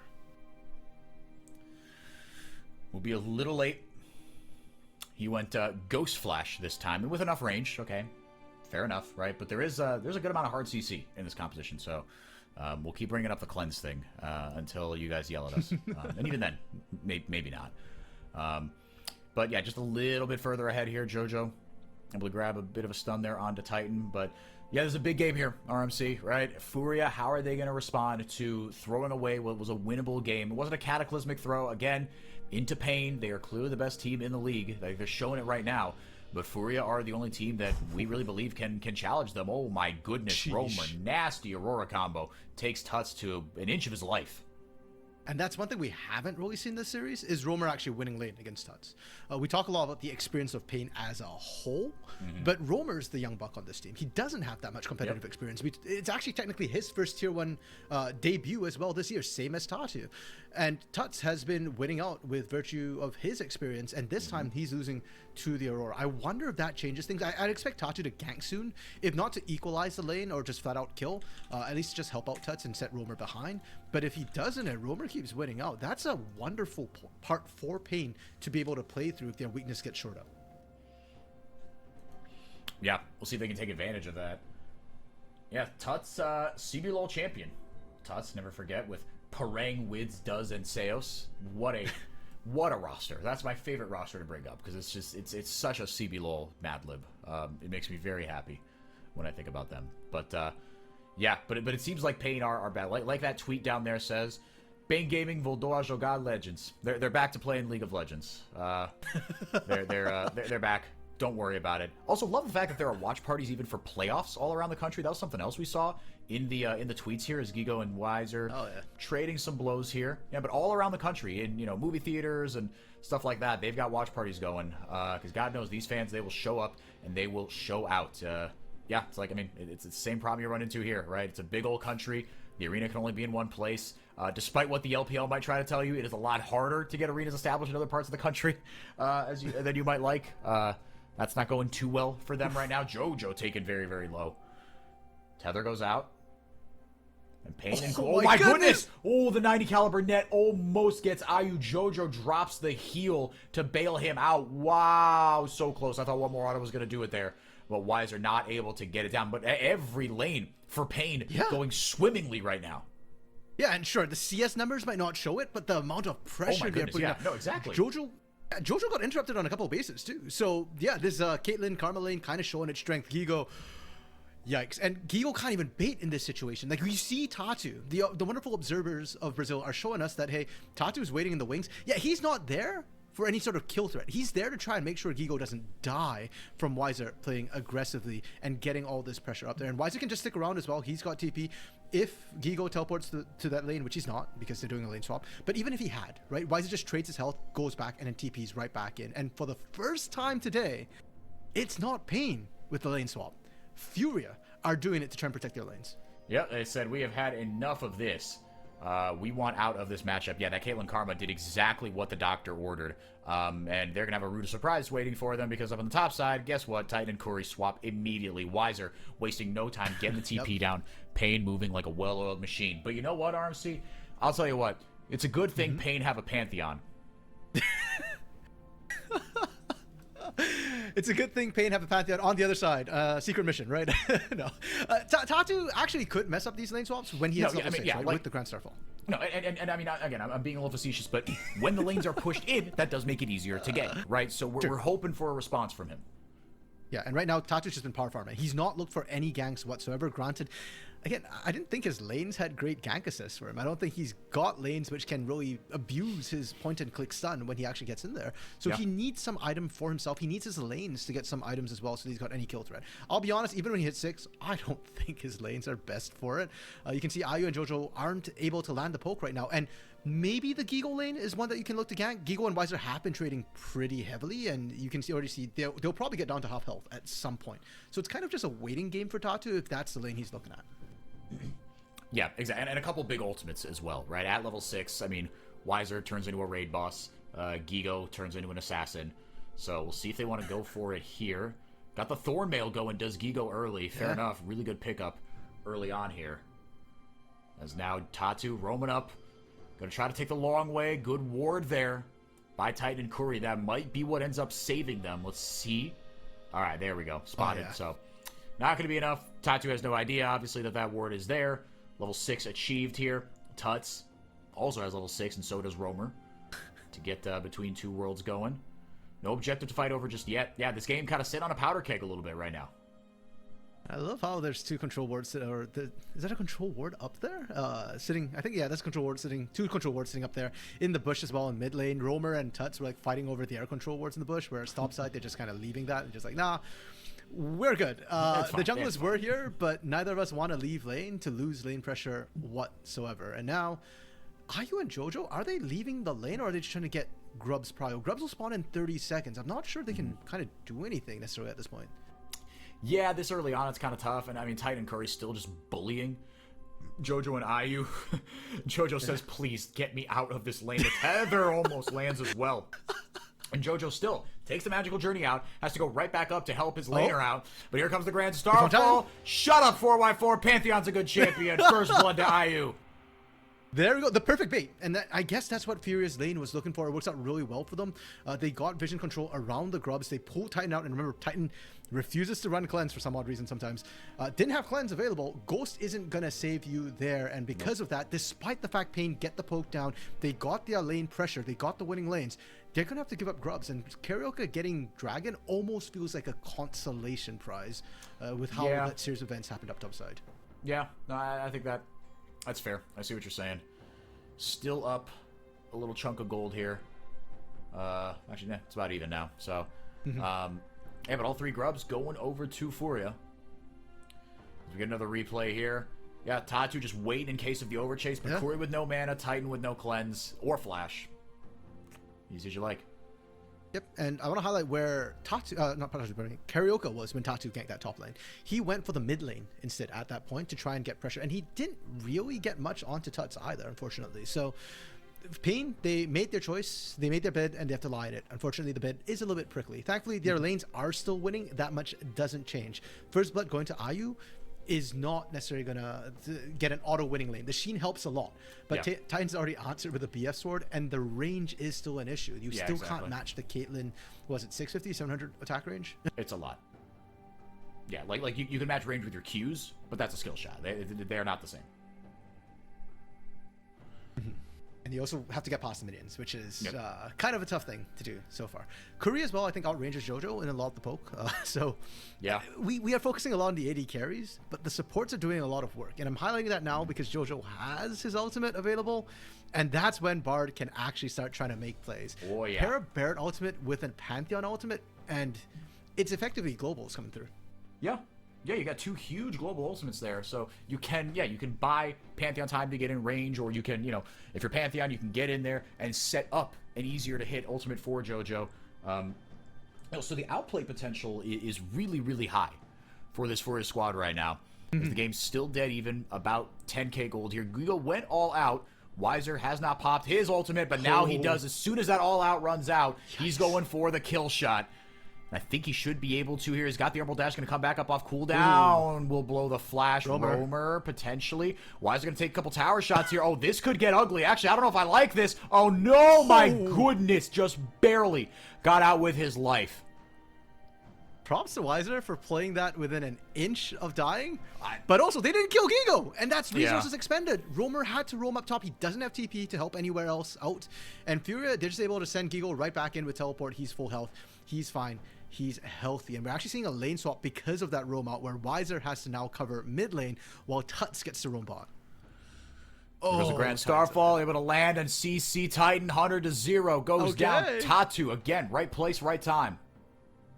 Yeah, and paiN, all the advantage they have aren't yielding anything whatsoever. Karaoke with flash the exhaust, Karaoke, very nice. Talk about right place, right time. Takes the magical journey preemptively. Says, what's up, bud? Remember me? Jojo goes down. Tatu has enough in him to try to get something back on this, but Kuri grabs himself a kill on the other side as well. Explosion coming through from both of these teams, and the dives have just kind of gone south with both of these teams. Now for Furia, killing Titan is still good. You want to try and keep this Caitlyn down as much as possible, put her in a power trough, but what they're sacrificing to make that happen, not so good. And paiN, they went from even to a plus 500 gold state. Roamer continues to split push on this top side. Gigo is trying to cover two lanes at the same time. And to be fair to Gigo, I think it's somewhat effective. Like, yes, they're losing minions. Yes, they're still losing waves, but they're not losing too many plates. We get to see a recall on a replay, on how this goes down. And Titan, he's just shafted right from the get-go. Yep. But it's no getting out of that. Yeah, it's how Curry and Karaoke play out the rest of it that I think is massive. 100%. Curry, on this, you're looking to try and outplay him, but they get the stun on JoJo, and because IU was the one who ended up tanking it, and they had to trade over to Tuts, it should be Tatu at some point tanking it, but they messed that up, and because they messed that up, oh, that's the snipe we didn't see on screen. Yeah, that was Curry that was gets hot. it over the wall. That was hot. Literally, with the Spirit Fire. Yeah, but basically, because all their squishies got low and not Tatu, Karaoke gets to go chasing through that magical journey preemptively and knows that he's fine. Anybody who shows up on the other side, I'm tanky enough, I can auto y'all to death. Yeah, literally. Yeah, just it's a war of attrition. You are not going to win this. Yeah, no, very nice response by paiN. I mean, again, just buying enough time, right? Seeing the, not losing the forest to the trees or whatever. Is Karaoke going to grab himself that hard steal? He's the first jungler to a completed item. But not by much. He is effectively on the same pace there as Tatu, who having a good Pantheon game so far, but the early game was never my issue with the Pantheon. Let's see how it goes. It could be just confirmation bias if paiN win this game because they are just a better team and they just team fight better, but I maintain that there were better picks here. But enough about that. A bunch of completed items starting to come through here. Roamer sacked a little bit of gold, as did his opposite number with that Dark Seal. Certainly a lot of confidence coming through here. Both 80 carries are on their first big items. The Yuntal Wild Arrows have come in for Titan now. The next battle lines look like they might be drawn here around this Dragon. IU and JoJo trying to, again, just tango with Titan and Curry. It's not a 2v2 that's gone well for them, but with the range they can afford to just clear things out and give their jungler space to operate. That's the main mission here.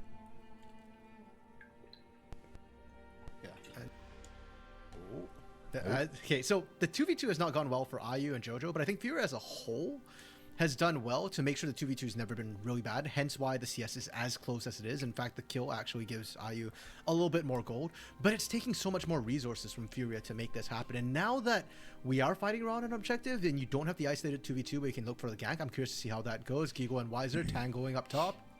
World Ender popped, All Out popped as well. Gigo nicely done, gets the knock up on the Q3. Able to get the damage down, but not quite enough. Weiser doesn't have flash up. Neither does Gigo, to be fair. They're both going to come up around the same time. 90 caliber Neko not going to find his mark. Luden's companion completed here by Roamer. As again, we still haven't gotten anyone to pull the trigger around the Baron, but waiting for those key items. Everyone's coming in. Roamer's hit level 11. He's TPing in now. Gigo's got the Frozen Fist. He's got TP up as well.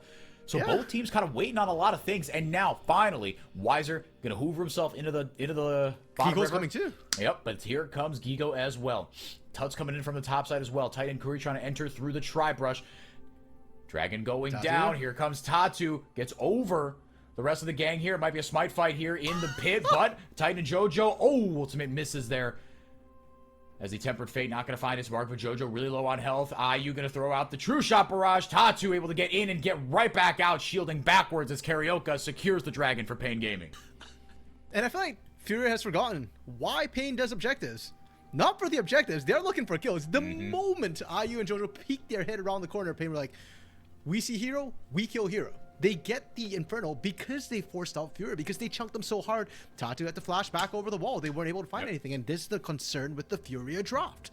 Their draft is great when you're playing, cross map, when you're looking for skirmishes, but the front to back 5v5, at least in these stages of the game, early mid, it's questionable whether or not you can actually get threat onto the backline, whether Titan and Roamer are ever in danger. Karaoke can tank up 4 days, which is not something Tatu can do. It's got to be Gigo tanking up, and he tried.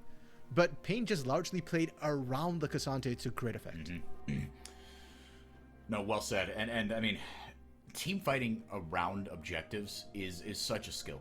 And it's something that I think that is, like, when people call out for, like, a league practice tool, right? People just kind of run set plays. I feel like this is where, like, the biggest spread is, right? Especially around things like a Baron or an Otacon that can just, like, beat the snot out of you while that's happening, right? Knowing kind of what your ranges are, how to juggle the aggro on that, how to place vision, how to get those setups going, right? That is where things can really, you separate the good from the great teams, and paiN, to your point, RMC, are so elite at that. They know exactly what range their comp can operate in, how much damage they can take before they've got to turn around, right? How to play the choke points and the vision nooks very, very well. JoJo going to go in here with a magical journey, not going to find Roamer with the Q. But Karaoke potentially looking to wrap around. Nope, just kidding. He will not. Yeah, I don't think they have enough kill threat for them to kind of want to do that right now. They ideally want to chunk Tuts a little bit before that happens. If you're able to pick up the Herald, though, uncontested, paiN didn't even look for that. And the gold is pretty even. So Furia could try and look to get a gold lead of their own if they can take a turret. That's a big if, though. I don't know if they're quite at the point they want to fight yet. As we said, you know, Tuts, Ayu, Syndra, Ezreal, they want some time to scale up. Probably the mirror mana for Ayu is really what we're waiting for on that part. And Tuts, you know, he'll scale up wonderfully as the game goes on as well, only at 79 shards so far. So I do think holding the Herald probably the best call. Maybe waiting for the Nyx Drake before you employ it for Furia. And they do want to contest on Nyx Drake. It is Hex Tech. It is soul point for paiN. Giving that over for free gets a little bit dicey. I just don't know if dropping it mid and going for Dragon will actually yield the results Furia wants. That mid lane turret is still rather healthy. Yeah, no, it's I'm not on its last legs. Furia's might be, but no, paiN's is looking all right here. Okay. There goes the Tokyo Drift. Glacial Prison into... very nice Tempered Fate as the Between Two Worlds comes out from Roamer. But the damage is enough. Not quite the play they were looking for. paiN get another one on the board. To be fair, I think that's what's said either way. Like, on one hand, the Tempered Fate did give time for the cooldowns to come back up, but I don't think Tetsu's going to get out without Flash. So, really good pick from paiN, and from that, they're just going to transition right into the top lane. And that just puts a pause button for Furia. There's nothing they can do anywhere else on the map to be able to answer back. Actually, Tatu, covering for this with his body, is that going to cost him the mid lane, though? Because I think it baited Ayu and Jojo out a little bit. Yeah, that's... and that's not... If that ended up being the case... That's less of a Tatu thing, more of a team communications thing, right? Like, hey, you guys stay here. I can take this on my own, but no blood, no foul. As Gigo trying to have some alone time here with this bot lane tier 1. Wise are going to chase him off it. Gromp coming up to, you know, say hi as well. Tether not going to land here. No objectives to fight over for a while, but Atakan and Dragon coming up in about a minute and change. Herald going to be popped here early. Maybe it was about to expire, but this feels like something you pop a little bit later. You know what I mean? Yeah, and they're lucky Karioka does not have the Glacial Prison up and available. Yeah, you can no, tell that paiN were... Yeah, they wanted to engage on that, but they weren't able to. Shelly actually able to crack that turret. Huge for Furia. It is first brick going their way, and it was kind of a close run thing, but paiN did go on a reset, so great timing from Furia. We said they rushed it a little bit, but I guess it nets them the gold they need and they want. They need that gold advantage for a team fight, and Dragon's coming in, as you said, less than a minute. That's the critical fight. Yeah, they must have been just playing around. Oh my god, I'm surprised that didn't hit.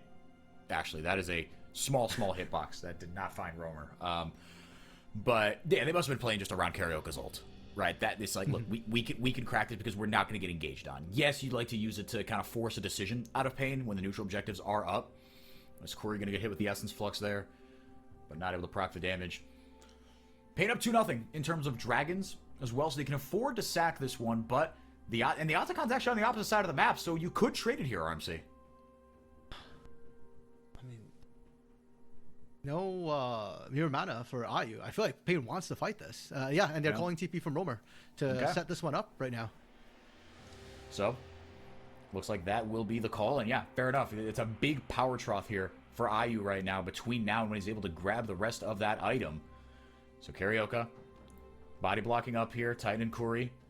As the minions take down a turret, they're looking to enter through the Tri-Brush. Gigo looking for a flank. The pincer move is on here for Furia.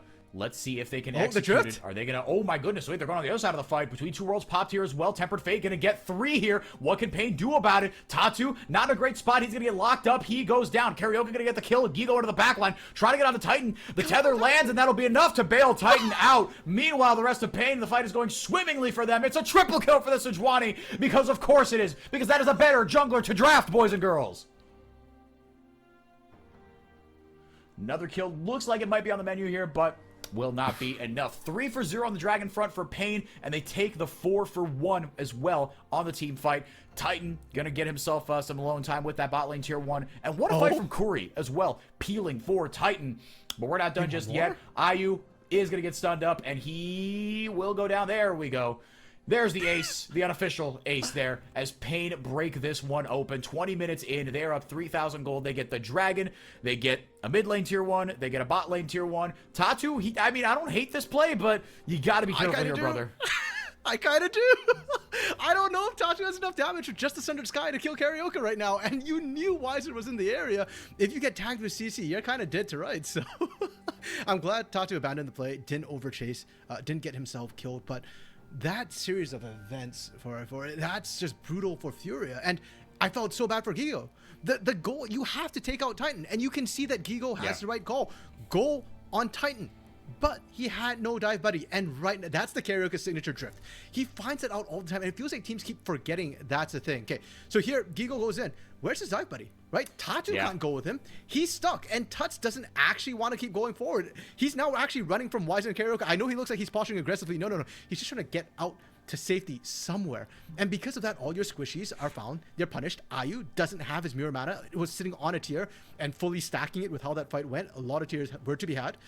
And yeah, Furia just picked a bad fight at Soul Point. Now they're behind significantly. Before that, they were pretty much neck to neck, and paiN 3k gold lead with a Hextech Soul in 3 minutes. Heck, they could probably go for Atakan right now and force Furia into a fight. It's a little bit iffy, but I think they're strong enough to just brute force this. I think they very well might be. They're not going to get there in time to contest this Atakan unless that True Shot Barrage has a miracle in it. Nope. Not able to grab that one, but between Titan and Curry, they should be okay here. Romer playing bodyguard. Jojo going over with the Magical Journey. Maybe, but again, this is what paiN like to do. They bait you in, and with Karaoke, just taking no damage right now. Yep. Wiser looking for a flank onto Ayu as well, and onto just whoever, as Romer looking to 2v1 this, gets over in a hurry, but can't get quite enough damage there. Wiser looks like he's going to continue the chase onto Ayu, but paiN are actually in a pretty good spot here. Wiser, but he might just run Ayu down. That's exactly what happens. Tuts gets a stun down, but it's not even close to enough, as Atakan will go down as well. paiN getting everything on this. Wiser and Romer just so strong. They can take those 1v1s in the backline, force Furia in an uncomfortable spot to team fight him, and now they're going for the jugular. Looking to break this game open in a major way. Wiser just barely survives. It doesn't seem fair, RMC. Just barely able to get out. No World Ender, no problem. Oh, there he goes. Grand Starfall right into your guts. How do you like that? That is a shutdown for Tatu. It should be said, but I think he will pay for it with his life here. But here comes the TP. Furia looking to try to turn this around. If Tatu could buy enough time, he will not be able to, though. So after all that, it's just a little more gold in Titan's pocket. Yeah, Gigo TPing into mid lane as well, looking for the cover, but unfortunately Tatu could not buy enough time. There's no mid outer for him to take either, so TP just kind of expended from Gigo. But for Furia, you said it's not fair. Wiser gets out for free, so simple. Tatu makes it fair. He ends it, and frankly, I think it's kind of worth it at that point. Just trading 1-for-1, getting the shutdown off of him is kind of worth. But paiN played this really well. It doesn't, you don't show it on screen, but the way paiN are peeling off while Romer and Wiser are going for Ayu, for me, was critical, because now Gigo's the one tanking that up, and Furia get no chance at a steal whatsoever. And now Wiser is the anvil to the paiN hammer. They're actually looking for a pinch right now, and that's why Wiser isn't running away. He wants to stall them out here, finds himself in a spot of trouble, and baits Gigo into this fight as well, and he gets out, which is kind of criminal. But if he gets the rest of Furia to stay in the fight, that's what paiN wanted. They wanted another clean fight. They wanted another wipe, and kind of fishing for Tatu, it's a 1-for-1. I think that favors Furia a little bit, but I don't think paiN are going to be too upset about losing Wiser on that one. No, I mean, you just keep piling up the objectives, right? I mean, just little by little, right? The gold lead, it's in a really good spot, and it also doesn't tell the whole story. They're on Soul Point right now in 30 seconds. Karaoke should be able to survive this. Maybe paiN just take the fight between two worlds. He goes forward, he goes backwards, Gigo's in the back line, Tuts is really low, Wiser just chasing everybody down. Gigo's gone into assassin form, Tatu goes over the wall, he stuns Curry, but really can't do much else after that. Wiser just running him down. Jojo getting okay support here, but really not a ton. He doesn't have his flash, he doesn't have his cleanse either. There goes the True Shot Barrage onto Wiser, who gets a double kill with the big old Q. 4 kills for him on the day now, and the Hextech Soul is all but a formality.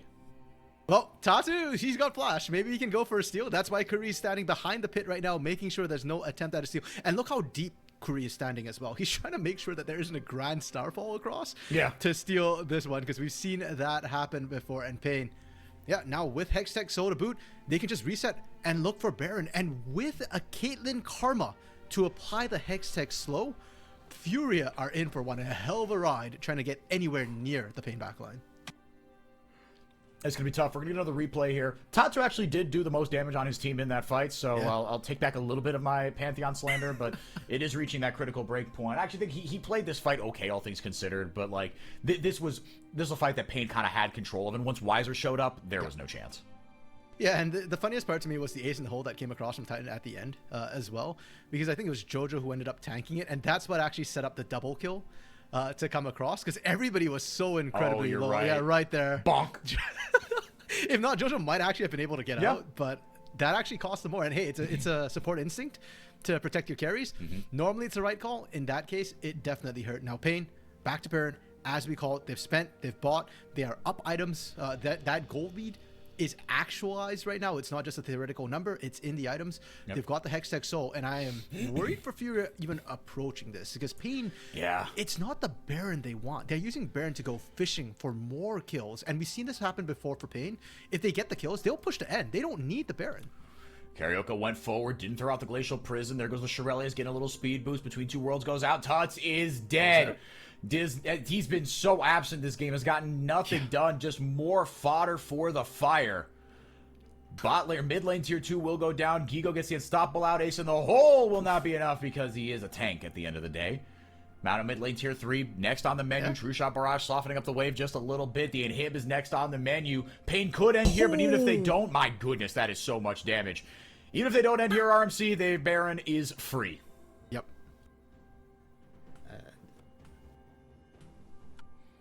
They got themselves a pretty good spot here, and just so much vision, right? Like the vision that they have set up, that was the real reason. Yes, because of the gold lead, like you said, it was actualized in that last kind of skirmish to thwart Furia's approach, but the vision that they had set up was completely suffocating. There was nothing that Furia would have been able to do. Right now, they've got to pray for a flip. TP comes in here, Grand Starfall on the menu for Tatu, making sure that he does not get seen at all. paiN looking for the turn there. That's what they like to do, like we've pointed out. Jojo looking for a big stun. He doesn't have the Tempered Fate, actually. Tatu, he might just take the scenic route here. He's got to get close enough to get the Grand Starfall. The fight gets further and further away from paiN, and Tatu just has to keep on walking. Yeah, he can't get going anywhere. Jojo, he goes into the Dragon Pit, and Tatu doesn't even bother joining. Yeah, and you can see the slows as well that were coming out on repeat, almost cycling from multiple members of paiN to make sure that Gigo and Jojo, they were struggling to get out of there. And the rest of Furia, they didn't want any part of that. They knew they were kind of done and dusted. And that's the fishing I'm talking about with Baron. This is why paiN are not in a rush to do this, right? We get the whole bunch of kills, great. We just go back to Baron and we set up again. Now, there was a ward which actually just expired around the Baron pit, which paiN didn't see, and that's the upper approach, which the control ward didn't spot them out. That was why Furia were even thinking about going for Baron, and they knew who was at Baron and who wasn't. So they probably thought, okay, it's Karaoke there, you know, it's I believe it was Curry around the area, so we know it's kind of damage dealers hiding in a bush somewhere, but if we can maybe get the jump on them with enough numbers, maybe we can make the play happen. Ultimately didn't pan out, and now that they don't have the ward, that vision control you're talking about is about to get a lot worse for Furia. They will have to face check this. They will be going to dark, and there is massive trap lines set up in areas which they might not see. Yeah, it's really, really tough to get through. I mean, it's a stone wall right now. I mean, you can't see, you can't even walk up. Oh, and by the way, you're down 7,000 gold. There's no easy way into this for paiN, or into this for Furia, I should say. paiN have an absolute stonewall defense. Tuts just looking for a pick, right? Looking for a scat of the week, potentially. He's got himself that Surreal. Does Tatu going in for the all-or-nothing play. Tempered Fate finds nobody. Tatu maybe can be able to swipe this away, just barely. It was a good effort. Again, don't hate it at this point. You got to take these flips. Yeah. That is one thing Pantheon can do in the late game. You can get there in a hurry. But now paiN with Soul Point with Baron. Should be a matter of dotting some I's and crossing some T's, as they are couple formalities away from stamping their passport on the way to the final. Yeah, just waiting for the top lane wave to actually push in, and they want to go for the uncontested one. Curry gets caught out. That's Tuts' full combo unleashed, and through the shield, it's not enough to force Curry back. He's going to stick around. Tuts ends up actually eating almost as much damage for his pains, and here's the 5 into 4 push. It's slow, but it feels inevitable right now for Furia. Top lane tier 3 getting whittled down in a big way. W goes out. Weiser flashes forward to take care of the rest of Furia. Gigo goes all out. The Between Two Worlds was popped as well. Tatu finally back up here. If he can get a big stun down, maybe they've got a shot here. Maybe they've got a chance to pick one of these squishier targets. But RMC, Titan and Curry can stand a screen away and still deal a bunch of damage. It's not possible. Weiser's going to lock up Jojo here. He flashes away. Tatu and Gigo doing their darndest, but they've got nothing. Tuts can't get close. He lands a scat of the week, but to what end? paiN Gaming. The inevitable, the traditionals, they win the series 3-1, 3 straight wins to close it out as they move to the finals. I've had it funny to call them the inevitables as they're going fountain diving. Oh no, karaoke not like this. Oh dear, Furia getting a couple kills at least to kind of balance out their KDAs a little bit on the steps of the fountain. We say they're inevitable, but paiN have only won 2 championships since franchising, and only one recently, and that was in 2024 Split 2. Before that, they were eternal second.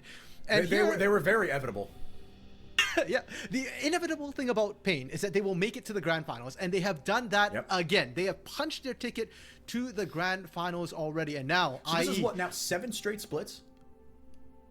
7, 8? I mean, since what, 2022 split? Since the second Red Championship, right? 2022 split 1. Yeah. Yeah.